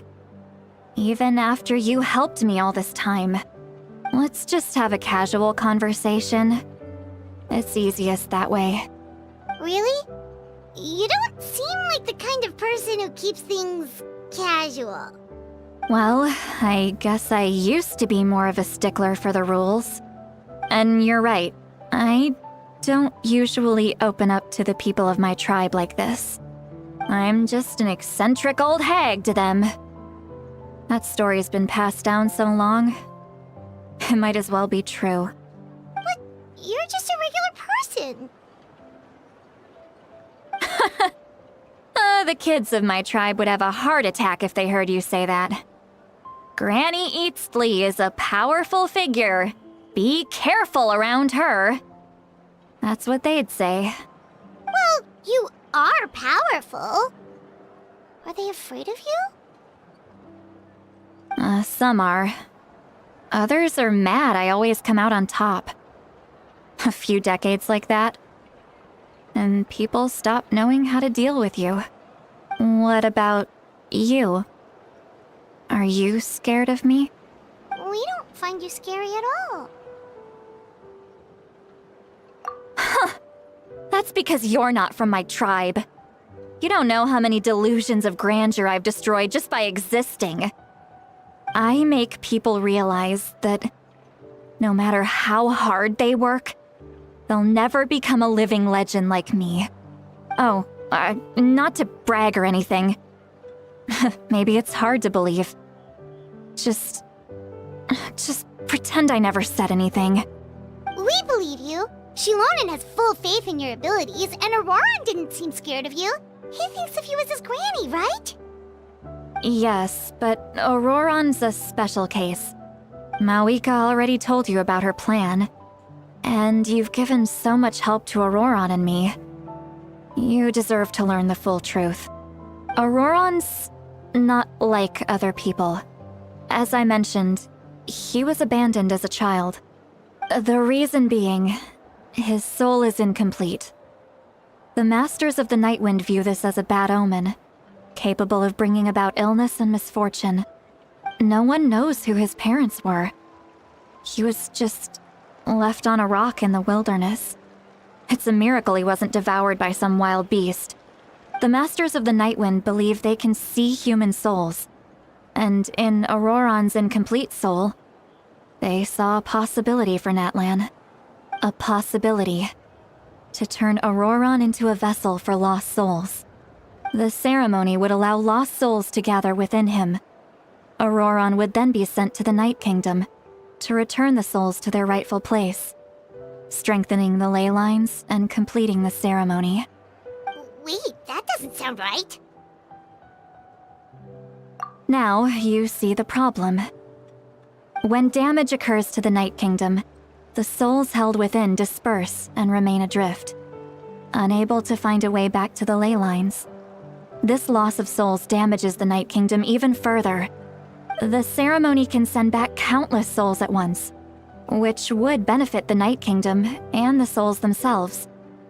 Of course, the vessel, Auroran, would be sacrificed in the process. I wasn't surprised the chief at the time came up with the plan. The ley lines were already in a terrible state. A suitable candidate for the ceremony appears, and now you have the chance to make things better. Of course you're going to take it. When the chief asked for my opinion, I didn't give my approval, but I didn't object either. So they went ahead with the ceremony. It failed, and Auroran escaped with his life. Pathetic, isn't it? By not objecting, I basically gave them the go-ahead. Maybe they didn't have my explicit approval, but it's not like I did the right thing. If the ceremony was successful, Auroran would probably be dead. Of course, in my tribe, death is rarely something to fear. But what kind of message would we be sending by sentencing a newborn to death? By using a human life as a tool? It's not right. So, when I learned the ceremony had failed, I was ashamed by my inaction, and absolutely relieved by the result. The plan was never a secret. Or, I guess I should say, there was no point to keeping it a secret. A simple investigation from Auroran would reveal everything. Everyone thought he would be happy he survived. And he never really said anything to the contrary. But just as I was about to put all of it behind me, he asks this question. Would Natlan have been saved if the ceremony succeeded? Wait, but it's not his fault. He knows that, but he still feels guilty. Auroron has a strong ability to perceive souls, more than any of us. He understands just how dire the situation with ley lines has become. Maybe he chose to work with the Fatui because he still thinks he owes a debt to Natlan. I can only imagine what they told him. Traveler, didn't the captain say he found a way to solve the crisis? Maybe that's what brought Auroron into this. Anyway, we can't just let things go on like this. We have to convince him to come back! You don't look so good, Sweet Lolly. Maybe you should head back and get some sleep. Probably drank too much. It's okay. The fresh air is doing me good.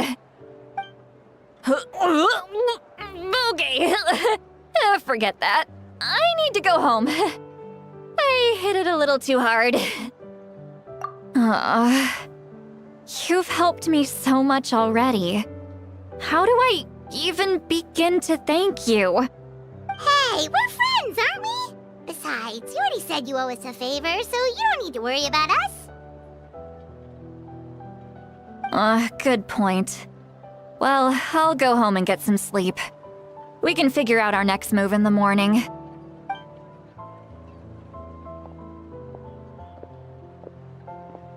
Friends.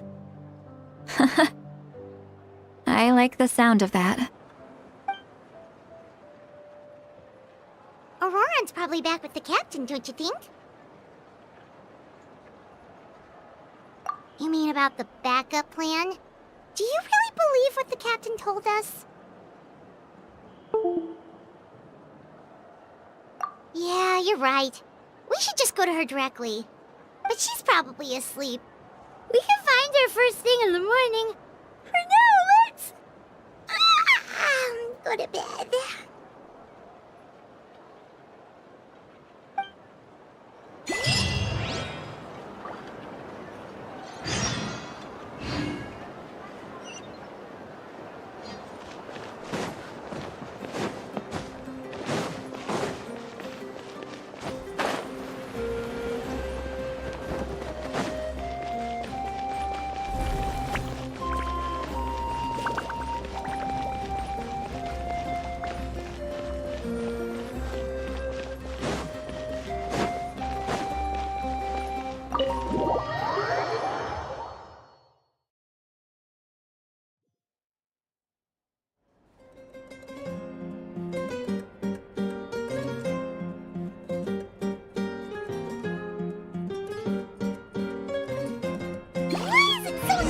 Outside.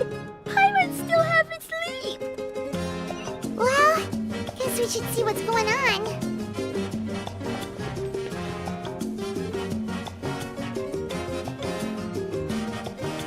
Vengeance will be mine!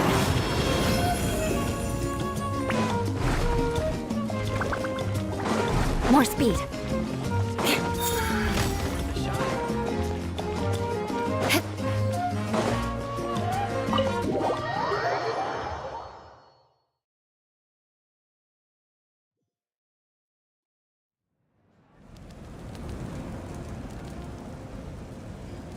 You're already here. I was just about to come get you. Wow, you're up early. That's impressive, especially after all the drinking last night. Let's not bring up last night. I'm embarrassed about the whole thing. Anyway, I was also woken up by the commotion. Looks like all the warriors from the stadium are on the move. I heard many areas have been attacked by the Abyss, including the Masters of the Night Wind. I need to head back right away. The Abyss attacked again? Are you sure you can handle it on your own? Do you need our help? I'll be fine. We also have the support of the warriors stationed at the various outposts. given the quick response, things shouldn't get too serious. The stadium could always use more manpower, so you should join the forces here. I'm done making excuses for him. He's not a child anymore. He needs to take responsibility for his actions. I was the one who vouched for him, so I need to report back to the Speaker's chamber. I'll accept however they choose to handle the situation. But I should be able to convince them to let me go back to my tribe first to deal with the attack. As for the ancient name, once we handle this crisis, I'll talk to Shilonen right away. Don't worry, I never forget a promise to a friend. Thank you. Alright, I need to start heading back. She left in a hurry. The situation must be really serious. Oh, looks like a lot of people are heading to the stadium. Let's see what's going on.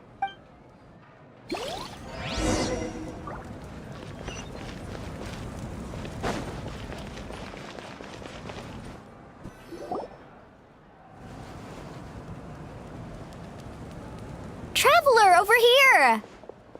Perfect. Our star Outlander has appeared. Oh, you're all here! But, what's with the whole Star Outlander thing? Just my way of saying how awesome you are. We've got a real emergency on our hands, so this is the perfect time for you to show off your skills. Alright, but can we get a quick rundown of the situation first?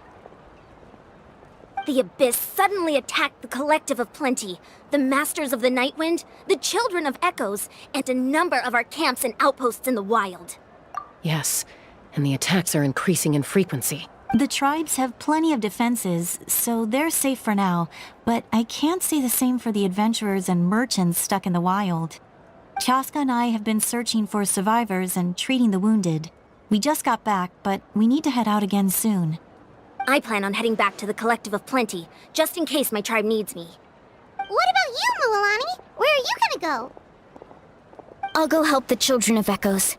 They're the closest, so I can start fighting right away. What about you guys? We could go together. Yeah, that does sound important. No worries. Just leave the Children of Echoes to us. Who knows? Maybe yours truly will have the Abyss on the run by the time you're finished. That would be pretty great, actually. I hope my tribe gets through okay. It'll be fine. Your tribe doesn't do all that bodybuilding for nothing. Let's part ways here for now. And most importantly, be careful, everyone. Oh, and some of us need to avoid getting contaminated by dangerous-looking substances. That will make my job a lot easier. Koichi, do we really have to do this now? It's alright. She's just looking out for everyone. Alright, let's hurry up and talk to the Pyro Archon so we can help the others.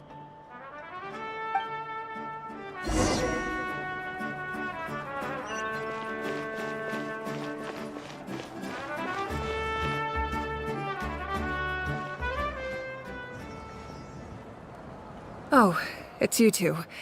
As you can see, things are not looking good right now. People across Natlin are in danger. Look, I'm very interested in your recent adventures, but this is not a good time. So we'll have to keep our conversation short. That's alright, we're also in a hurry. We're gonna go help the Children of Echoes after this. What?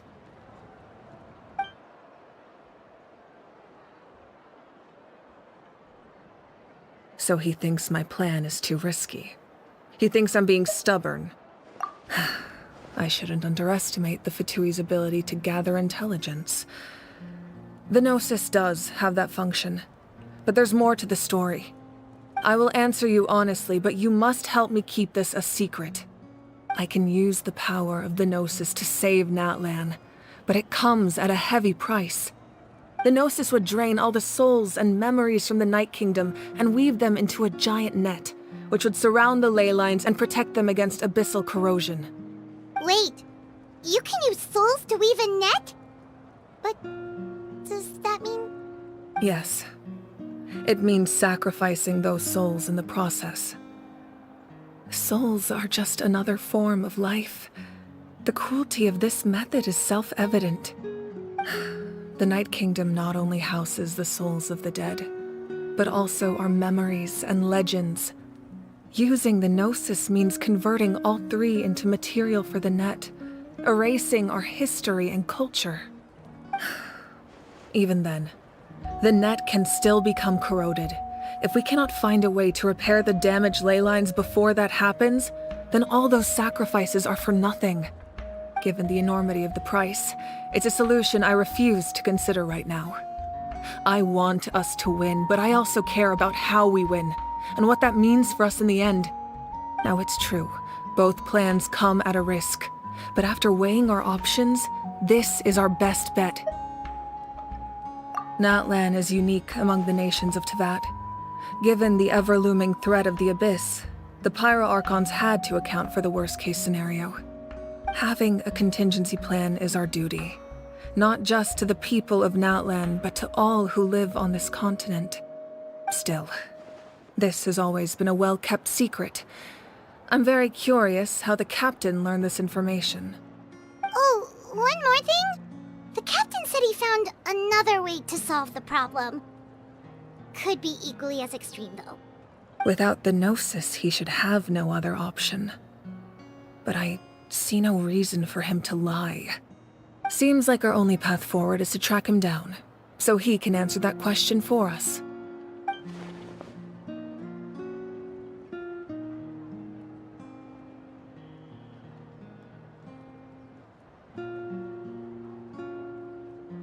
Judging by your expression, you must have doubted me, even if just for a second. Not even a little! We would never— Wait, what are you talking about, Traveler?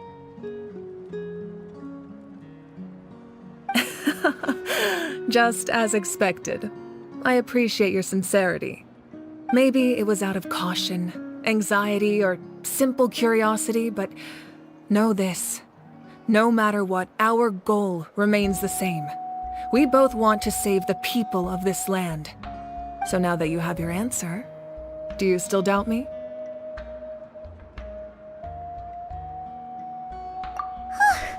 You scared Paimon. You've really got a lot of guts, Traveler. That's a good thing. Oh, and feel free to call me Mawika. It's what all my friends call me, and I like it that way. As for the captain, the intelligence officers we assigned to the Fatui should be back soon. We'll get our answer then. That's great! Sounds like we just have to wait a little longer. Not just yet.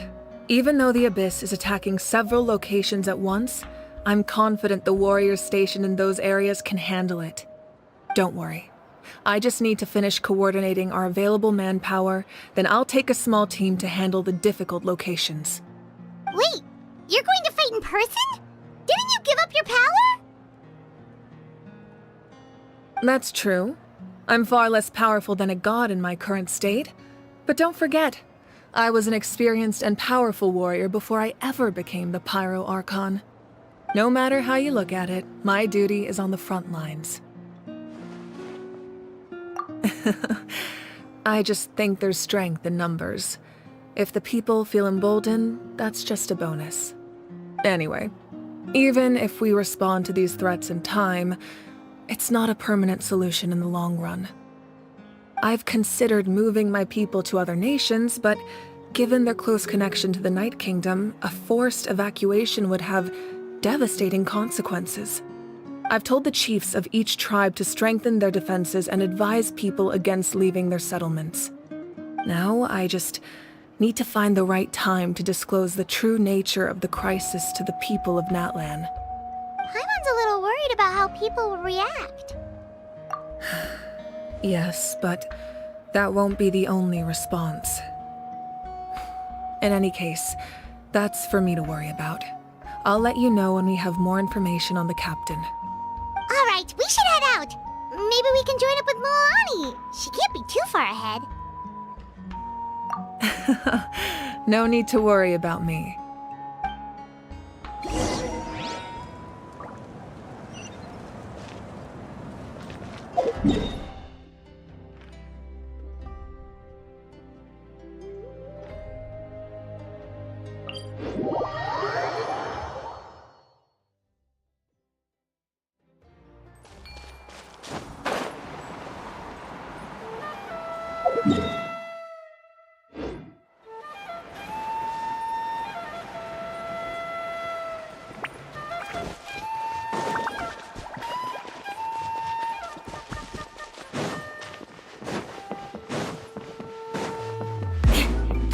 More speed.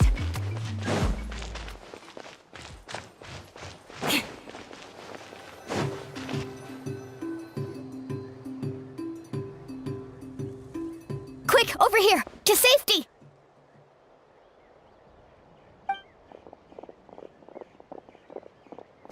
Kachina, how many people do you have left? They've all made it out. It's the Traveler and Paimon! They're here! What's the situation? There's a trapped caravan that needs our help. We need to rescue them as soon as possible. We'll go together. I'm coming too.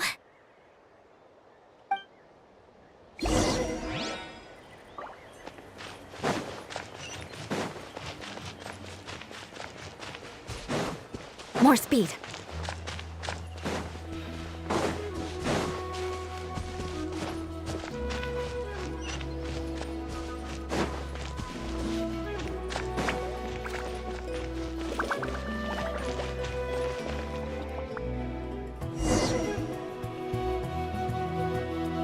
Stay safe. We've got this.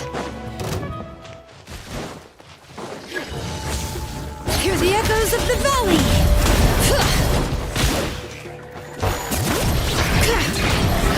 Carving waves! Amazing!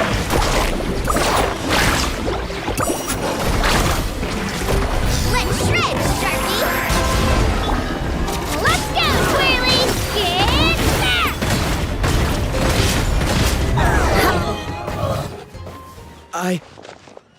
I really thought I was done for. I can't thank you enough. Don't worry about it. We're just glad you're okay. Let's see. Your goods look fine too.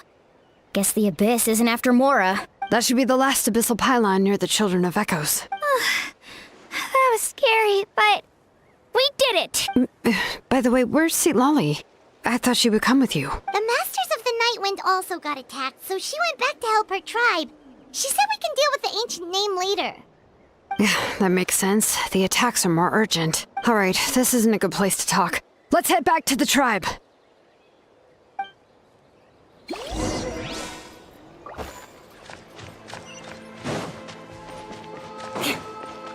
More speed.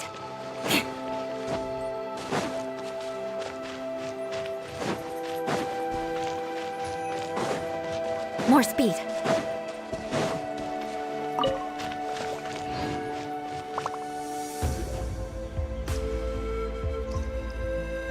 Looks like a few people were hurt after all. Oh, I should have got here sooner. The Abyss threw a lot at us at once. I rushed out as soon as I heard the alarm, and there were already so many monsters. Before long, Kachina brought over a whole group of warriors, and just like that, we destroyed several pylons as a team. I wasn't in charge or anything. We just happened to be together. Still, I think this proves that camping in the wild was a great idea. That's how we were able to respond so fast. Sleeping on the wet grass was pretty uncomfortable, but it was worth it. You mean the situation in the Night Kingdom, right? Yeah, I feel the same way. We've managed to keep it a secret all this time, but more and more people are realizing something's wrong. It's impossible not to feel anxious when things are getting worse by the second, and all we can do is wait. And we still don't know when the final two heroes are going to appear. That just means we need to buy the Pyro Archon more time. Keep pushing, everyone. Every battle is worth something. You really are an eternal optimist, Mualani. You always find a way to cheer people up. Why, thank you. I guess it's one of my better qualities.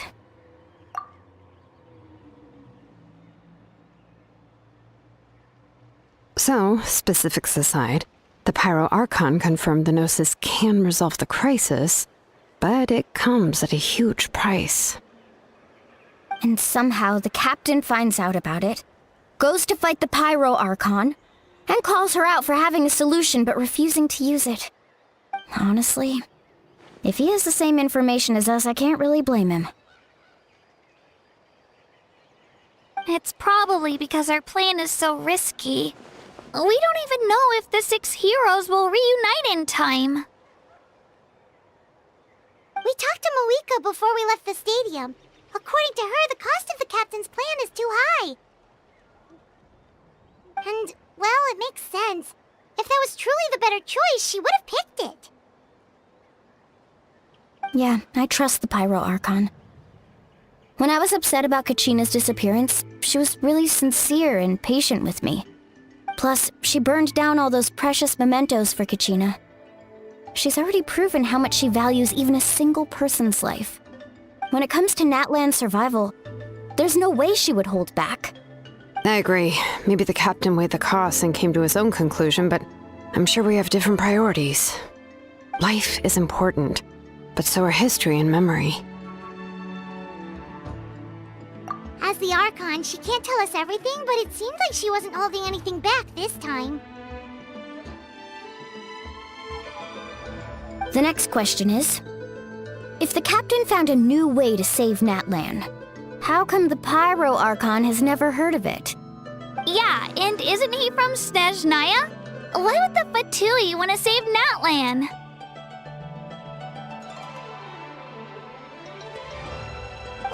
This is all super confusing. We still don't have enough information. Once we figure out what the Fatui are doing, we'll have our answer. Let's head back then. Moika said her intelligence officers should return soon. With how many Fatui there are, someone's bound to give something away. Sounds good.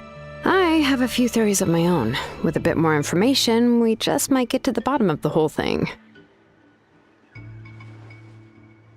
Want to join our garrison, Mililani? I was just about to ask. Count me in.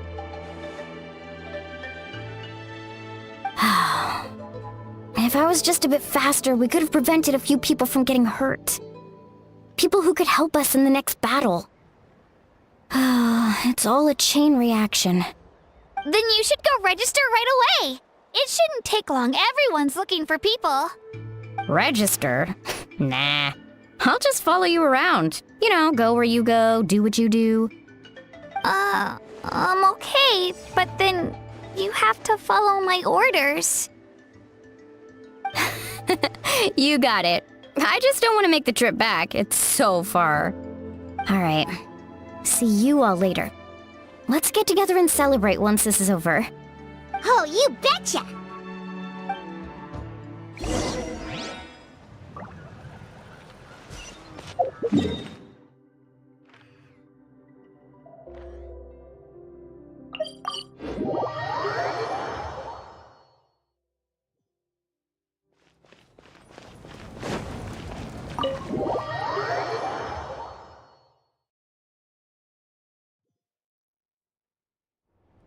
Moika! Oh, Chatska and Koichi are here! Wait, are you okay, Koichi? I'm fine. No need to worry. They ran into the Fatui while out on a mission and decided to follow them. The Fatui? Calm down and let me explain. Here's what happened.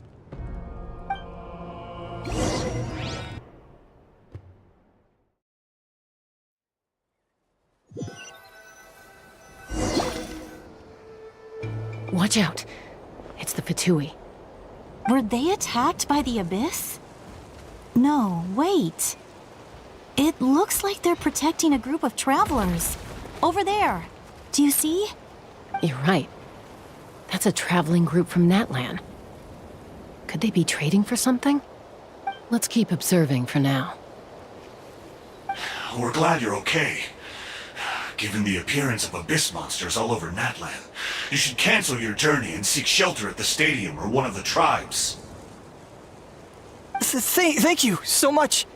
I wish there was something we could give you. We don't expect anything in return. We were out on a mission and saw you being attacked. It was our decision to help. If you truly wish to repay the favor, you can keep this a secret. If anyone asks, just say you were saved by warriors from Natlan. Oh, okay. We can do that. But...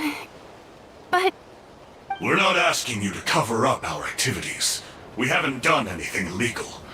Our captain simply wishes to remain undisturbed.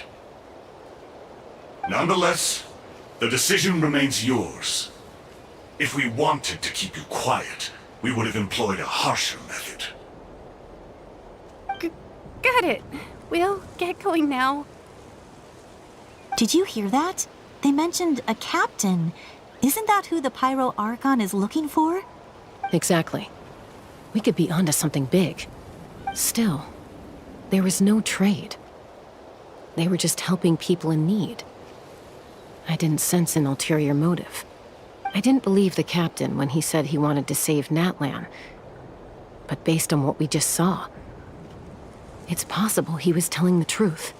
Maybe we've been wrong about the Fatui this whole time. It's too early to say. Let's follow them and see what's really going on.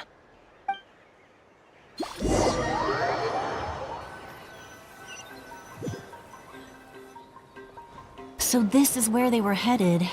Looks tricky. It's heavily guarded on all sides.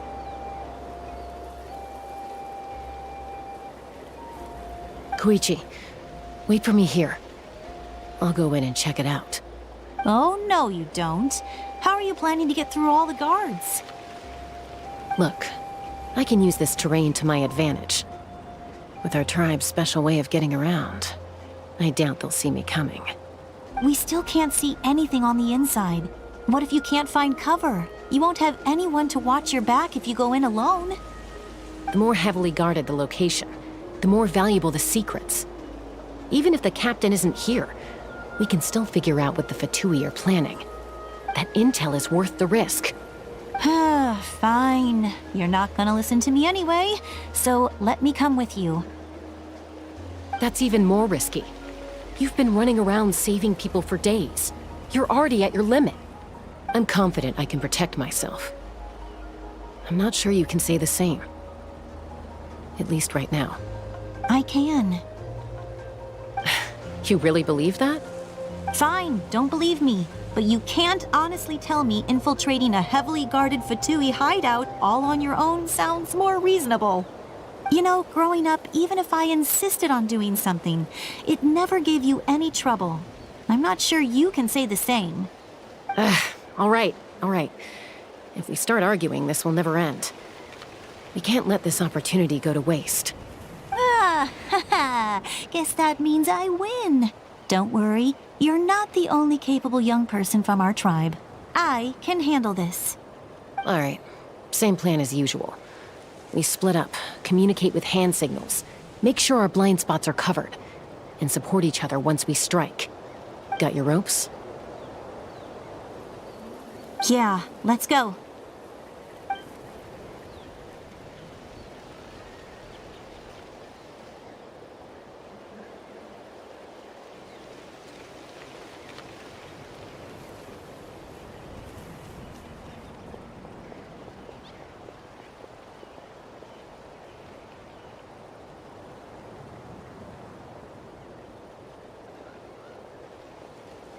The Fatui have eyes all over this place. I should wait for Koichi's signal.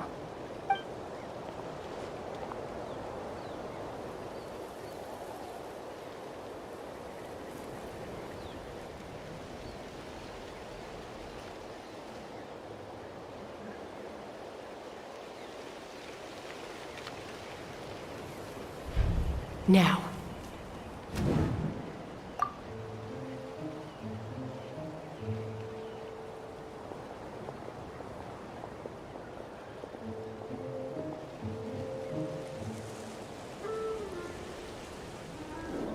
Not sure how many chances I'm gonna get. I need to act.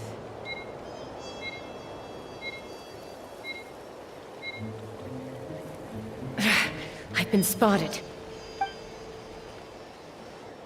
The Fatui have eyes all over this place. I should wait for Koichi's signal.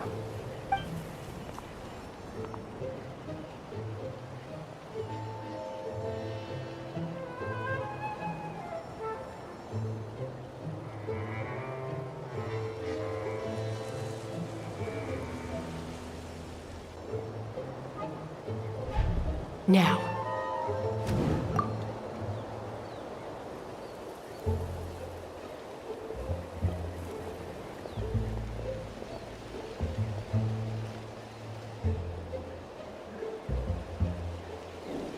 Not sure how many chances I'm gonna get.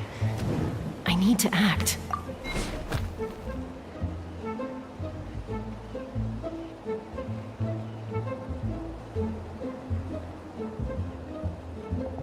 Good.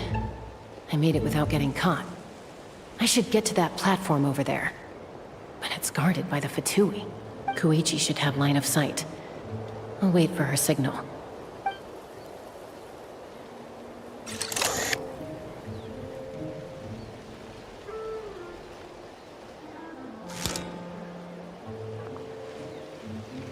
That's it. Now's my chance.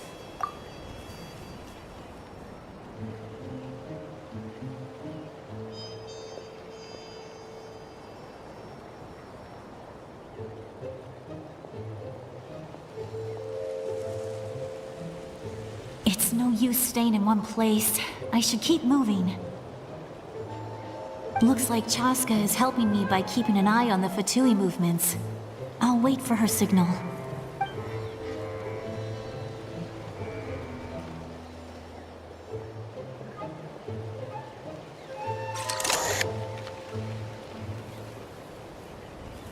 Time to move.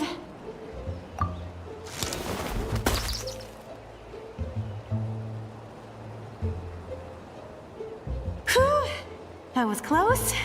Almost got caught. Probably can't make it over in one go. I'll wait for my next chance. Now's my chance.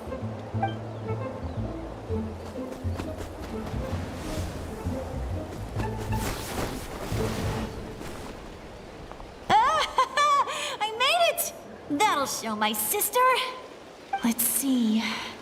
The Fatui's occupying all the best locations. If we could just get past them somehow. Wait, I've got it!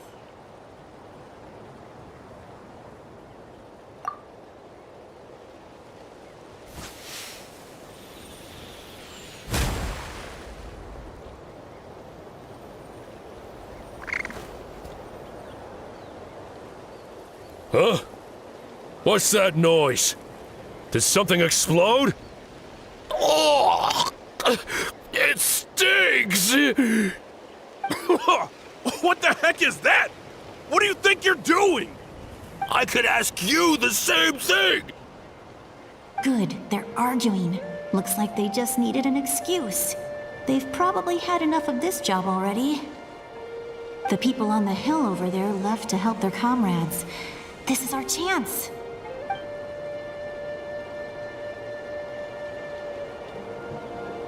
Come get me, Chaska.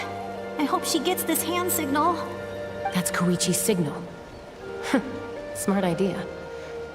Alright, time to move. Give me your hand, quick. Coming!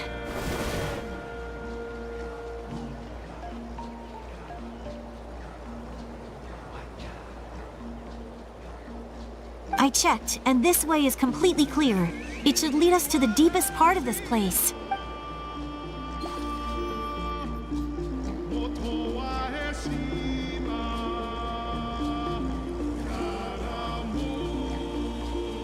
Well, I was pretty helpful, right? You know, everyone usually jumps at the chance to work with me. Not my own sister, though. No, she avoids me like her life depends on it. I was wrong, Koichi. You've done well. Wait, you're just gonna admit it? Now I look like the mean one. Let's focus on the task at hand. We're in the heart of enemy territory. The more time we waste, the more dangerous this becomes. All right. If you're not gonna take the bait, then I'll drop it. Looks like the Fatui are here to dig something up. I'm surprised they mobilized this many people. I doubt it's because they're interested in our culture and history. It seems like they're looking for a dragon relic called the Source Mechanism. The device is ancient. Barely any information survives to this day. And even people from Natland don't know how to use it. Why would this be the Fatui's target? Not bad. Looks like it's in good shape. This should be what our Lord's looking for. Took us long enough. Come on, let's get this thing back. Back? Back where? Should we keep following? You really want to keep going? Of course. We make a good team, don't you think? No reason to stop now. What was that sound? Uh-oh. We've been spotted. Time to go. Falling rock incoming! Watch out for your gadget! What? You'll regret that!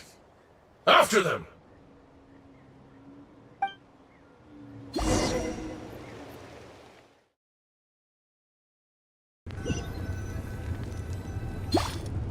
Once we got them off our tail, we went back to observe some more. They'd collected several identical pieces of something. It looked like they were waiting, though. So we decided to come back. So, Koichi got injured trying to get them off your tail? She pushed herself too hard and collapsed on the way back to the stadium. Well, I didn't cause you any trouble while we were fighting, right? So my perfect record remains. You've done very well. I could make a comment on knowing your limits, but it's not my place. I know. I'm already reflecting on my actions. So, our current intel suggests the Fatui is after the Source Mechanism. The device is a complete mystery, even to us. What does the captain want with it? I have no idea. But it's safe to assume the device could serve a similar purpose to the Gnosis. Shilonen, I need you to gather every scholar in Natland familiar with the secret source. Yeah, I'll get right on it. Thank you both for your hard work. Koichi, it's time for you to get some rest. Oh, and there are gifts from your patients waiting at the speaker's chamber. I've prepared a small gift of my own as a token of gratitude. I'll send it to your home along with the others. My patience. That's so nice of them. Guess that means I'm doing something right. You don't need to give us anything, Archon. We were just doing our duty for Natlan. I should take Koichi home now. Well, if Koichi doesn't want her favorite Saurus crackers, then... I accept. Thank you, Archon. What am I gonna do with you? There's some for the rest of you as well. They're one of my favorites too, so don't be shy. I'll start investigating the Source Mechanism right away. If I learn anything, you'll be the first to know. Yummy snacks!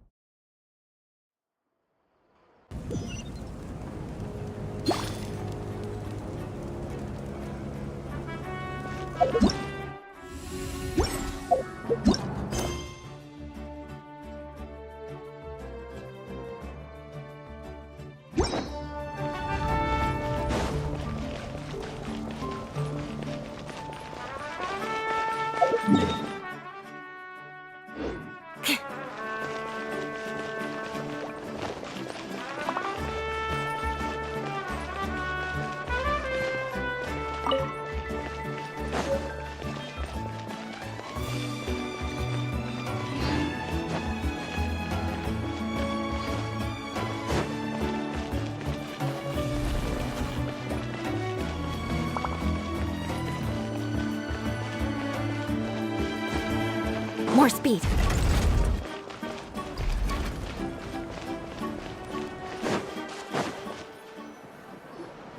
What's next for you two? I'm taking Koichi home. With our parents there to keep an eye on her, I can make sure she actually rests. Hey, it's not like I'm some kind of prisoner. I'll be fine in a day or two. There's no need to go all the way home. That's what you always say. Everything's no big deal until you collapse. What if the Abyss attacks again? You're saying if I let you rest in a hotel, you're not gonna rush out the minute you hear the alarm? I won't. Triple promise I won't. Mm-hmm. Fine. On the off chance something like that were to happen, I might. But I'm a doctor. I have a duty to help people in need, no matter how hard or tiring the work gets.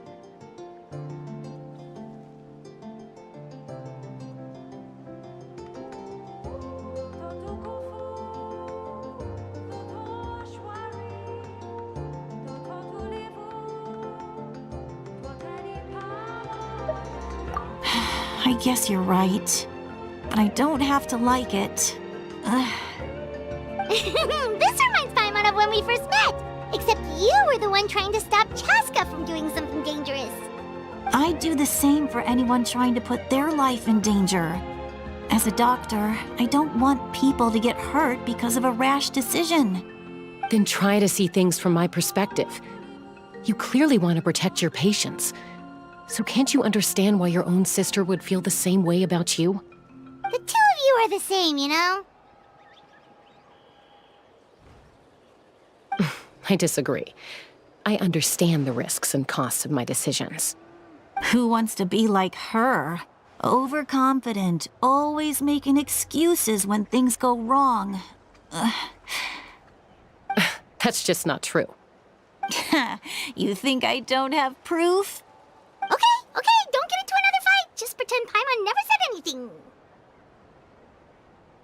Don't worry, Paimon. You didn't do anything wrong. Arguing is just how we communicate. Neither of us really takes it to heart. Plus, I guess we are similar in some ways. Maybe I rush into things without thinking, but I learned that from her. We're family. I can't help it if my older sister is a bad influence. Okay, you don't have to put it that way. So, you're all good now? Neither of us are really the type to back down, so we'll always have our differences. But still, we get along in our own way.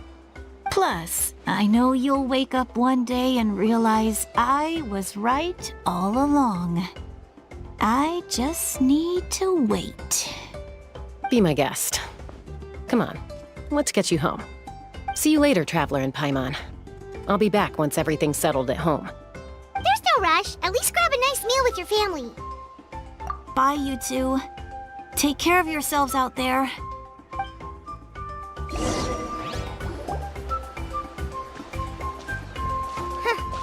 Those two will probably make up for real at some point, right? Well, we've learned a lot. Let's go over everything that we know so far.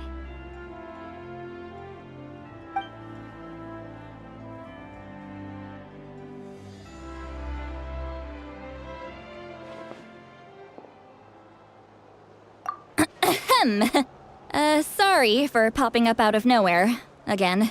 Why do you look so awkward? Oh, is there something you need from us? Okay, I won't beat around the bush.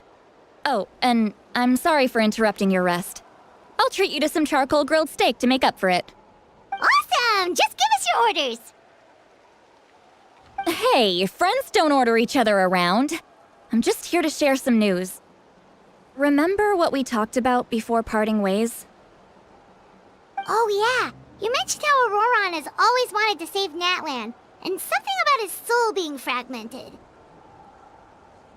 Paimon and the Traveler discussed it after you left, and we think Auroron is probably back with the captain. What do you think? I agree with your hypothesis. And just now, I confirmed it myself. Auroron came back. He helped the Masters of the Night Wind defend our camp. What? He came back? I told him to give up whatever he's doing, but he refused. He said they're just one step away from success, so there's no way he can back out now. Apparently, he came back to fulfill his duty to our tribe. When he left, he said it was because he still has a duty to Natlan as a whole. Paimon's surprised you let him go at all. I had to prioritize my tribe. Besides, the situation was intense. I couldn't focus on outside and inside threats at the same time. Plus, he was on guard. He knew I would try to go after him, so he made sure to keep his distance. I kept an eye out for a good opportunity, but it never came. All these years of calling me Granny, and I couldn't do a single thing for him in the end. Don't say that! Your tribe all raised him together, right? That couldn't have been easy. You're right. Seeing him come back reminded me of when he was little. Running around the tribe, dropping by random houses right and left. He's not only a child of the Masters of the Nightwind, but a child of Natlan. It's only natural for a child to want to do something for their family. Besides, Auroron is my apprentice. He might have a few tricks up his sleeve, but I guarantee I know every single one. Wait, what are you saying? Look. Remember how I said Auroron's soul is fragmented? This is the talisman I created to keep it stable. And this gem is what makes the talisman work. It just so happens that Auroron is due for a gem replacement. Since I can't get close to him, I put the new gem in a supply bag and asked Aoife to bring it to him. You guys know Aoife, right? No? Well, he's a pretty famous vet around these parts. He's always bringing me all sorts of things, and he happens to be very good friends with Auroron. Aoife doesn't know what's going on, so he agreed, no questions asked. Auroron would find the gem as soon as he opened the bag. He knows how important it is, so I knew he would make the switch. He probably suspected that I tampered with it. But here's the catch. The trick is on the bag. The moment he touched it, a portion of his memories were copied onto the old gem, which he no longer needed. That's amazing. You can do something like that? Most people can't, but I can. That trick he used to bring you to the Night Kingdom isn't anything special, by the way. My technique is much more subtle. He won't notice anything. So in other words, we have a whole backup of Auroron's memories in this gem. The kid thinks he can take me on? Like I wasn't the one who taught him everything he knows? That's amazing, Seat Lolly. Let's take a look right away. Once we get to the bottom of this, we can finally track him down. I know he thinks of me as his grandma, but do you think he'll get mad at me for this? You can be honest. That's a tough question. Paimon doesn't have a grandma, so she's not the best person to ask. To be honest, I've always doubted my ability to look after him. I didn't stop the ceremony all those years ago, and now I'm useless again. But if I stop here, it will haunt me until I'm 500 years old. Every night I'll wake up in a fit of anger. I don't scare that easy. Still, if I back away from this and something happens to Auroron, I would never forgive myself. I need to look at his memory. Even if he resents me, refuses to see me, or runs away for good, I don't care, and I won't blame him. A family does whatever it takes to protect their own. You sure you'll be okay? We can come with you if you want. Did you just say you'll come with me? Is that okay? We have a pretty good reason to see it too, don't we? Because, right, we need leads on the Fatui. You really mean it? Fine, you can come. Just promise me you'll see this through. No backing out. Got it? Don't worry, we're professional adventurers. Then I place my trust in your professionalism. All right, time to sneak into someone else's memory and engage in some, unwanted spying. You heard it here first. I wouldn't be doing this if I had any other choice. Are you ready?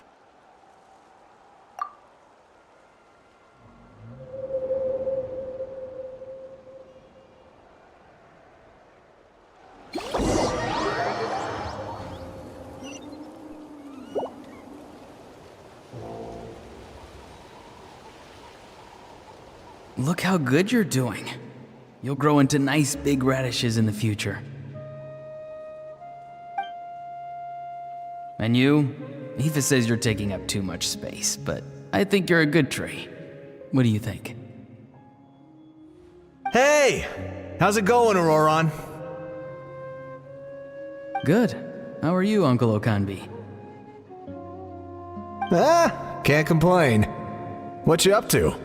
Naming your vegetables again? No, just some idle conversation. Sounds fascinating. What did they say? They told me you were coming and that you would take some produce with you. Only if you're offering. By the way, I ran into Aoife yesterday. He told me Chaska's fostering a saurian at his place. Said the thing trampled over a part of your radish garden. I hope you two didn't get into a huge fight.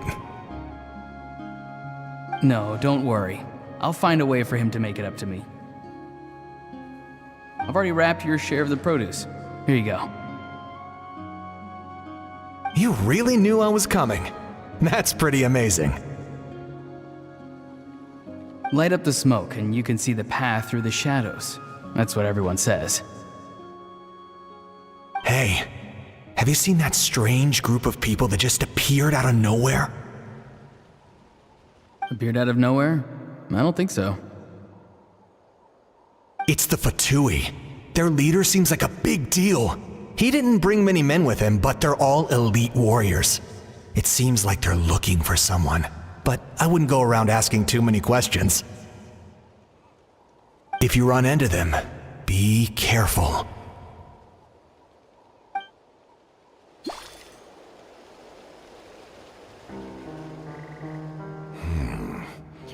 You're from the Masters of the Nightwind, are you not? Why do you live here alone? I enjoy living by myself out in the wild. I guess you're from the Fatui, the one everyone's calling a big deal. Not an inaccurate description.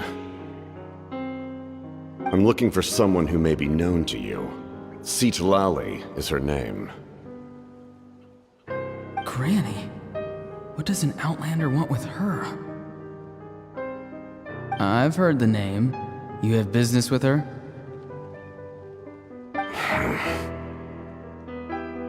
There's no point to further questioning if you insist on hiding things from me. I shall seek answers elsewhere. Oh, he could tell I was lying and now he's leaving? He gave up just like that? Hey! At least tell me why you're looking for Citlali. It's none of your concern. I have my own means of tracking her down. Why are the Fatui looking for her? What does she have to do with them? I can't just let them go like this. I have to figure out what they're planning.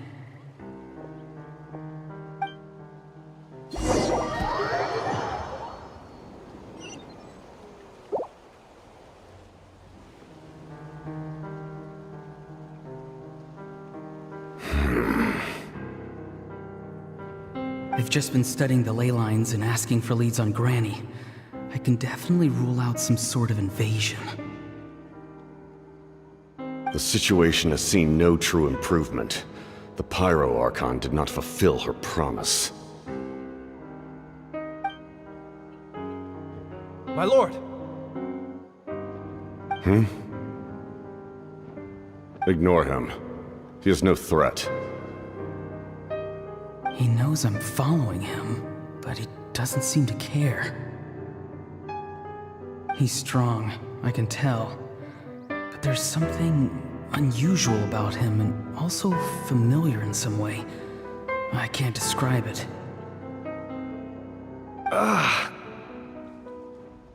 What is it? My lord, I feel dizzy. A ley line disturbance. Certain presences have been forced to wander outside their rightful realm.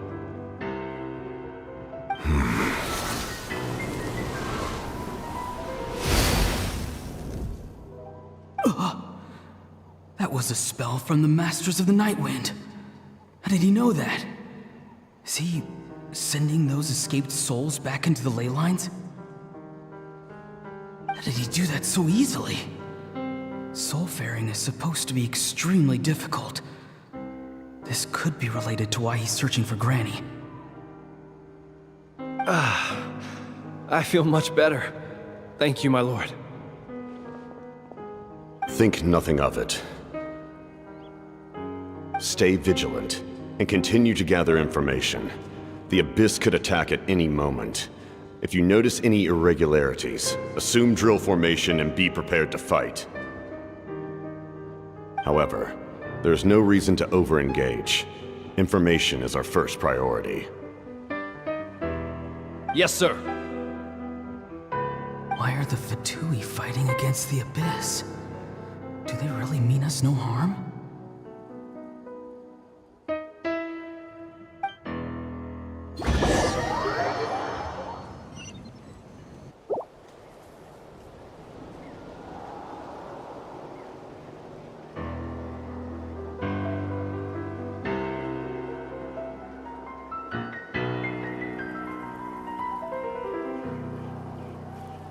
I've been following him this whole time and still they ignore me?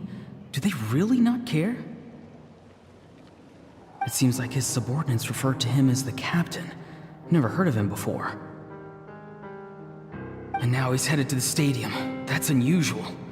Oh, what is he gonna do? You two, with me.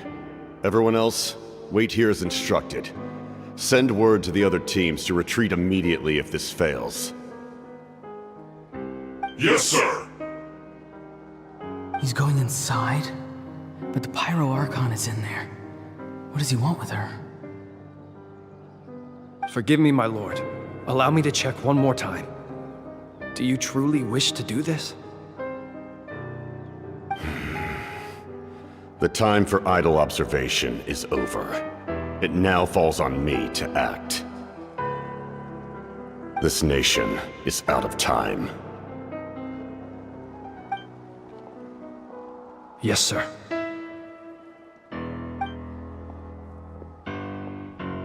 He just walked straight into the stadium. What is he gonna do?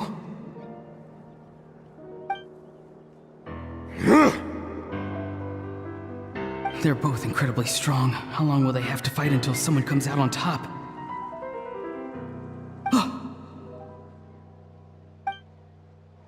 Wait, this feeling. Just like the other day near the ley lines, it's faint, like a soul's trying to escape. Where is it coming from? Is that why he's looking for Granny? If he dies here, then all clues will be lost. I can't let that happen.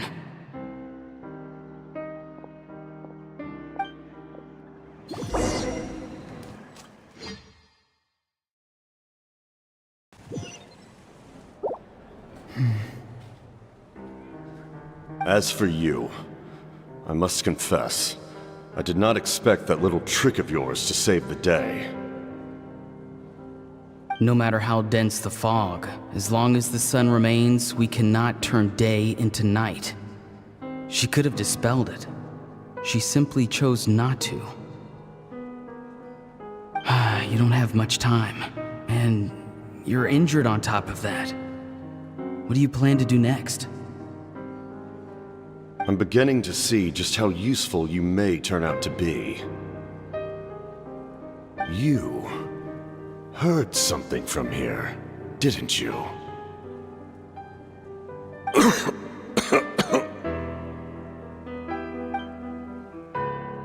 No need to force yourself. I've never seen anyone match the Pyro Archon in battle before. I didn't expect you to intervene at such a critical moment. You know I've been following you. Why didn't you stop me? When walking in the forest, it is only natural to encounter wild beasts. However, not every beast has the courage to come out and bite. And yet, one of those very beasts saved your life.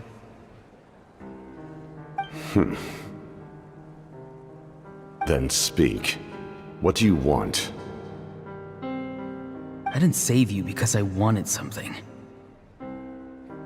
My soul is more perceptive than others. I can sense that the ley lines are extremely weak. I don't know what the Pyro Archon is planning. Can she really save us? The questions you asked her just now, well, I've had very similar doubts. So I felt like I had to help you.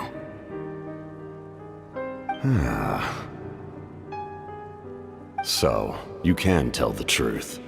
That was quite a reckless decision to make. I'm not sure you realize that. There's no turning back for me now. What I did back there is going to get me in a lot of trouble. You attacked the Pyro Archon in broad daylight, and I used my spell to save you. A single glance was likely all it took for her to recognize my tribe. So, we're in the same boat. You seem to care little for my thoughts on the matter. It's too late for that. Start from the beginning. Why are you looking for Citlali?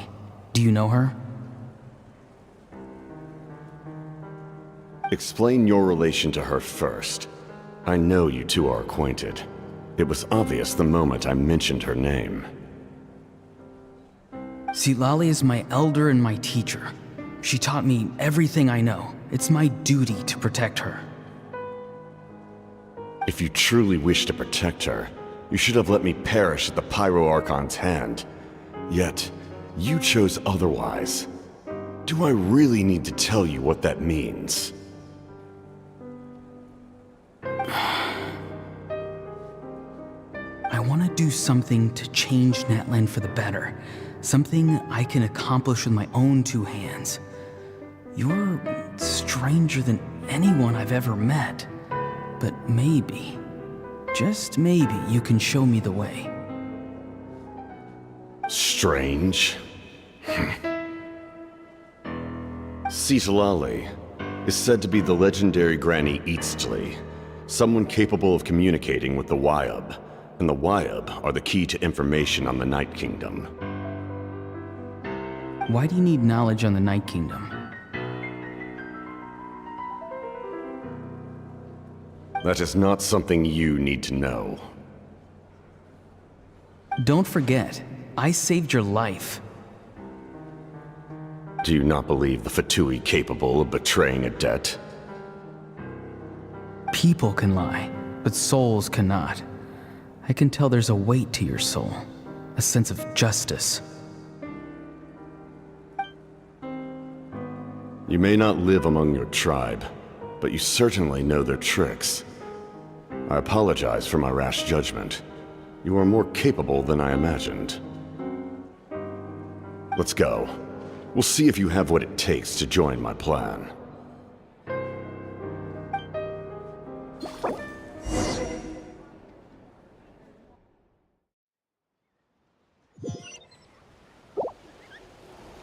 I see. Interesting approach. Worth trying, I think. Rather than weaving a net to protect the ley lines, this method would address the root problem by reconstructing the ley lines themselves.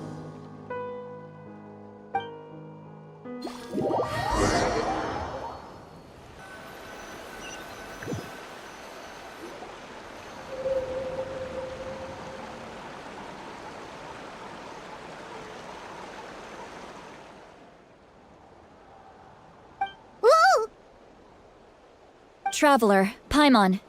Are you two alright? Paimon's fine, just, a little dizzy. Of course. I'm so mad at him. After everything, he still can't let go of the past. For some reason, he thinks he owes something to the people who cared for him.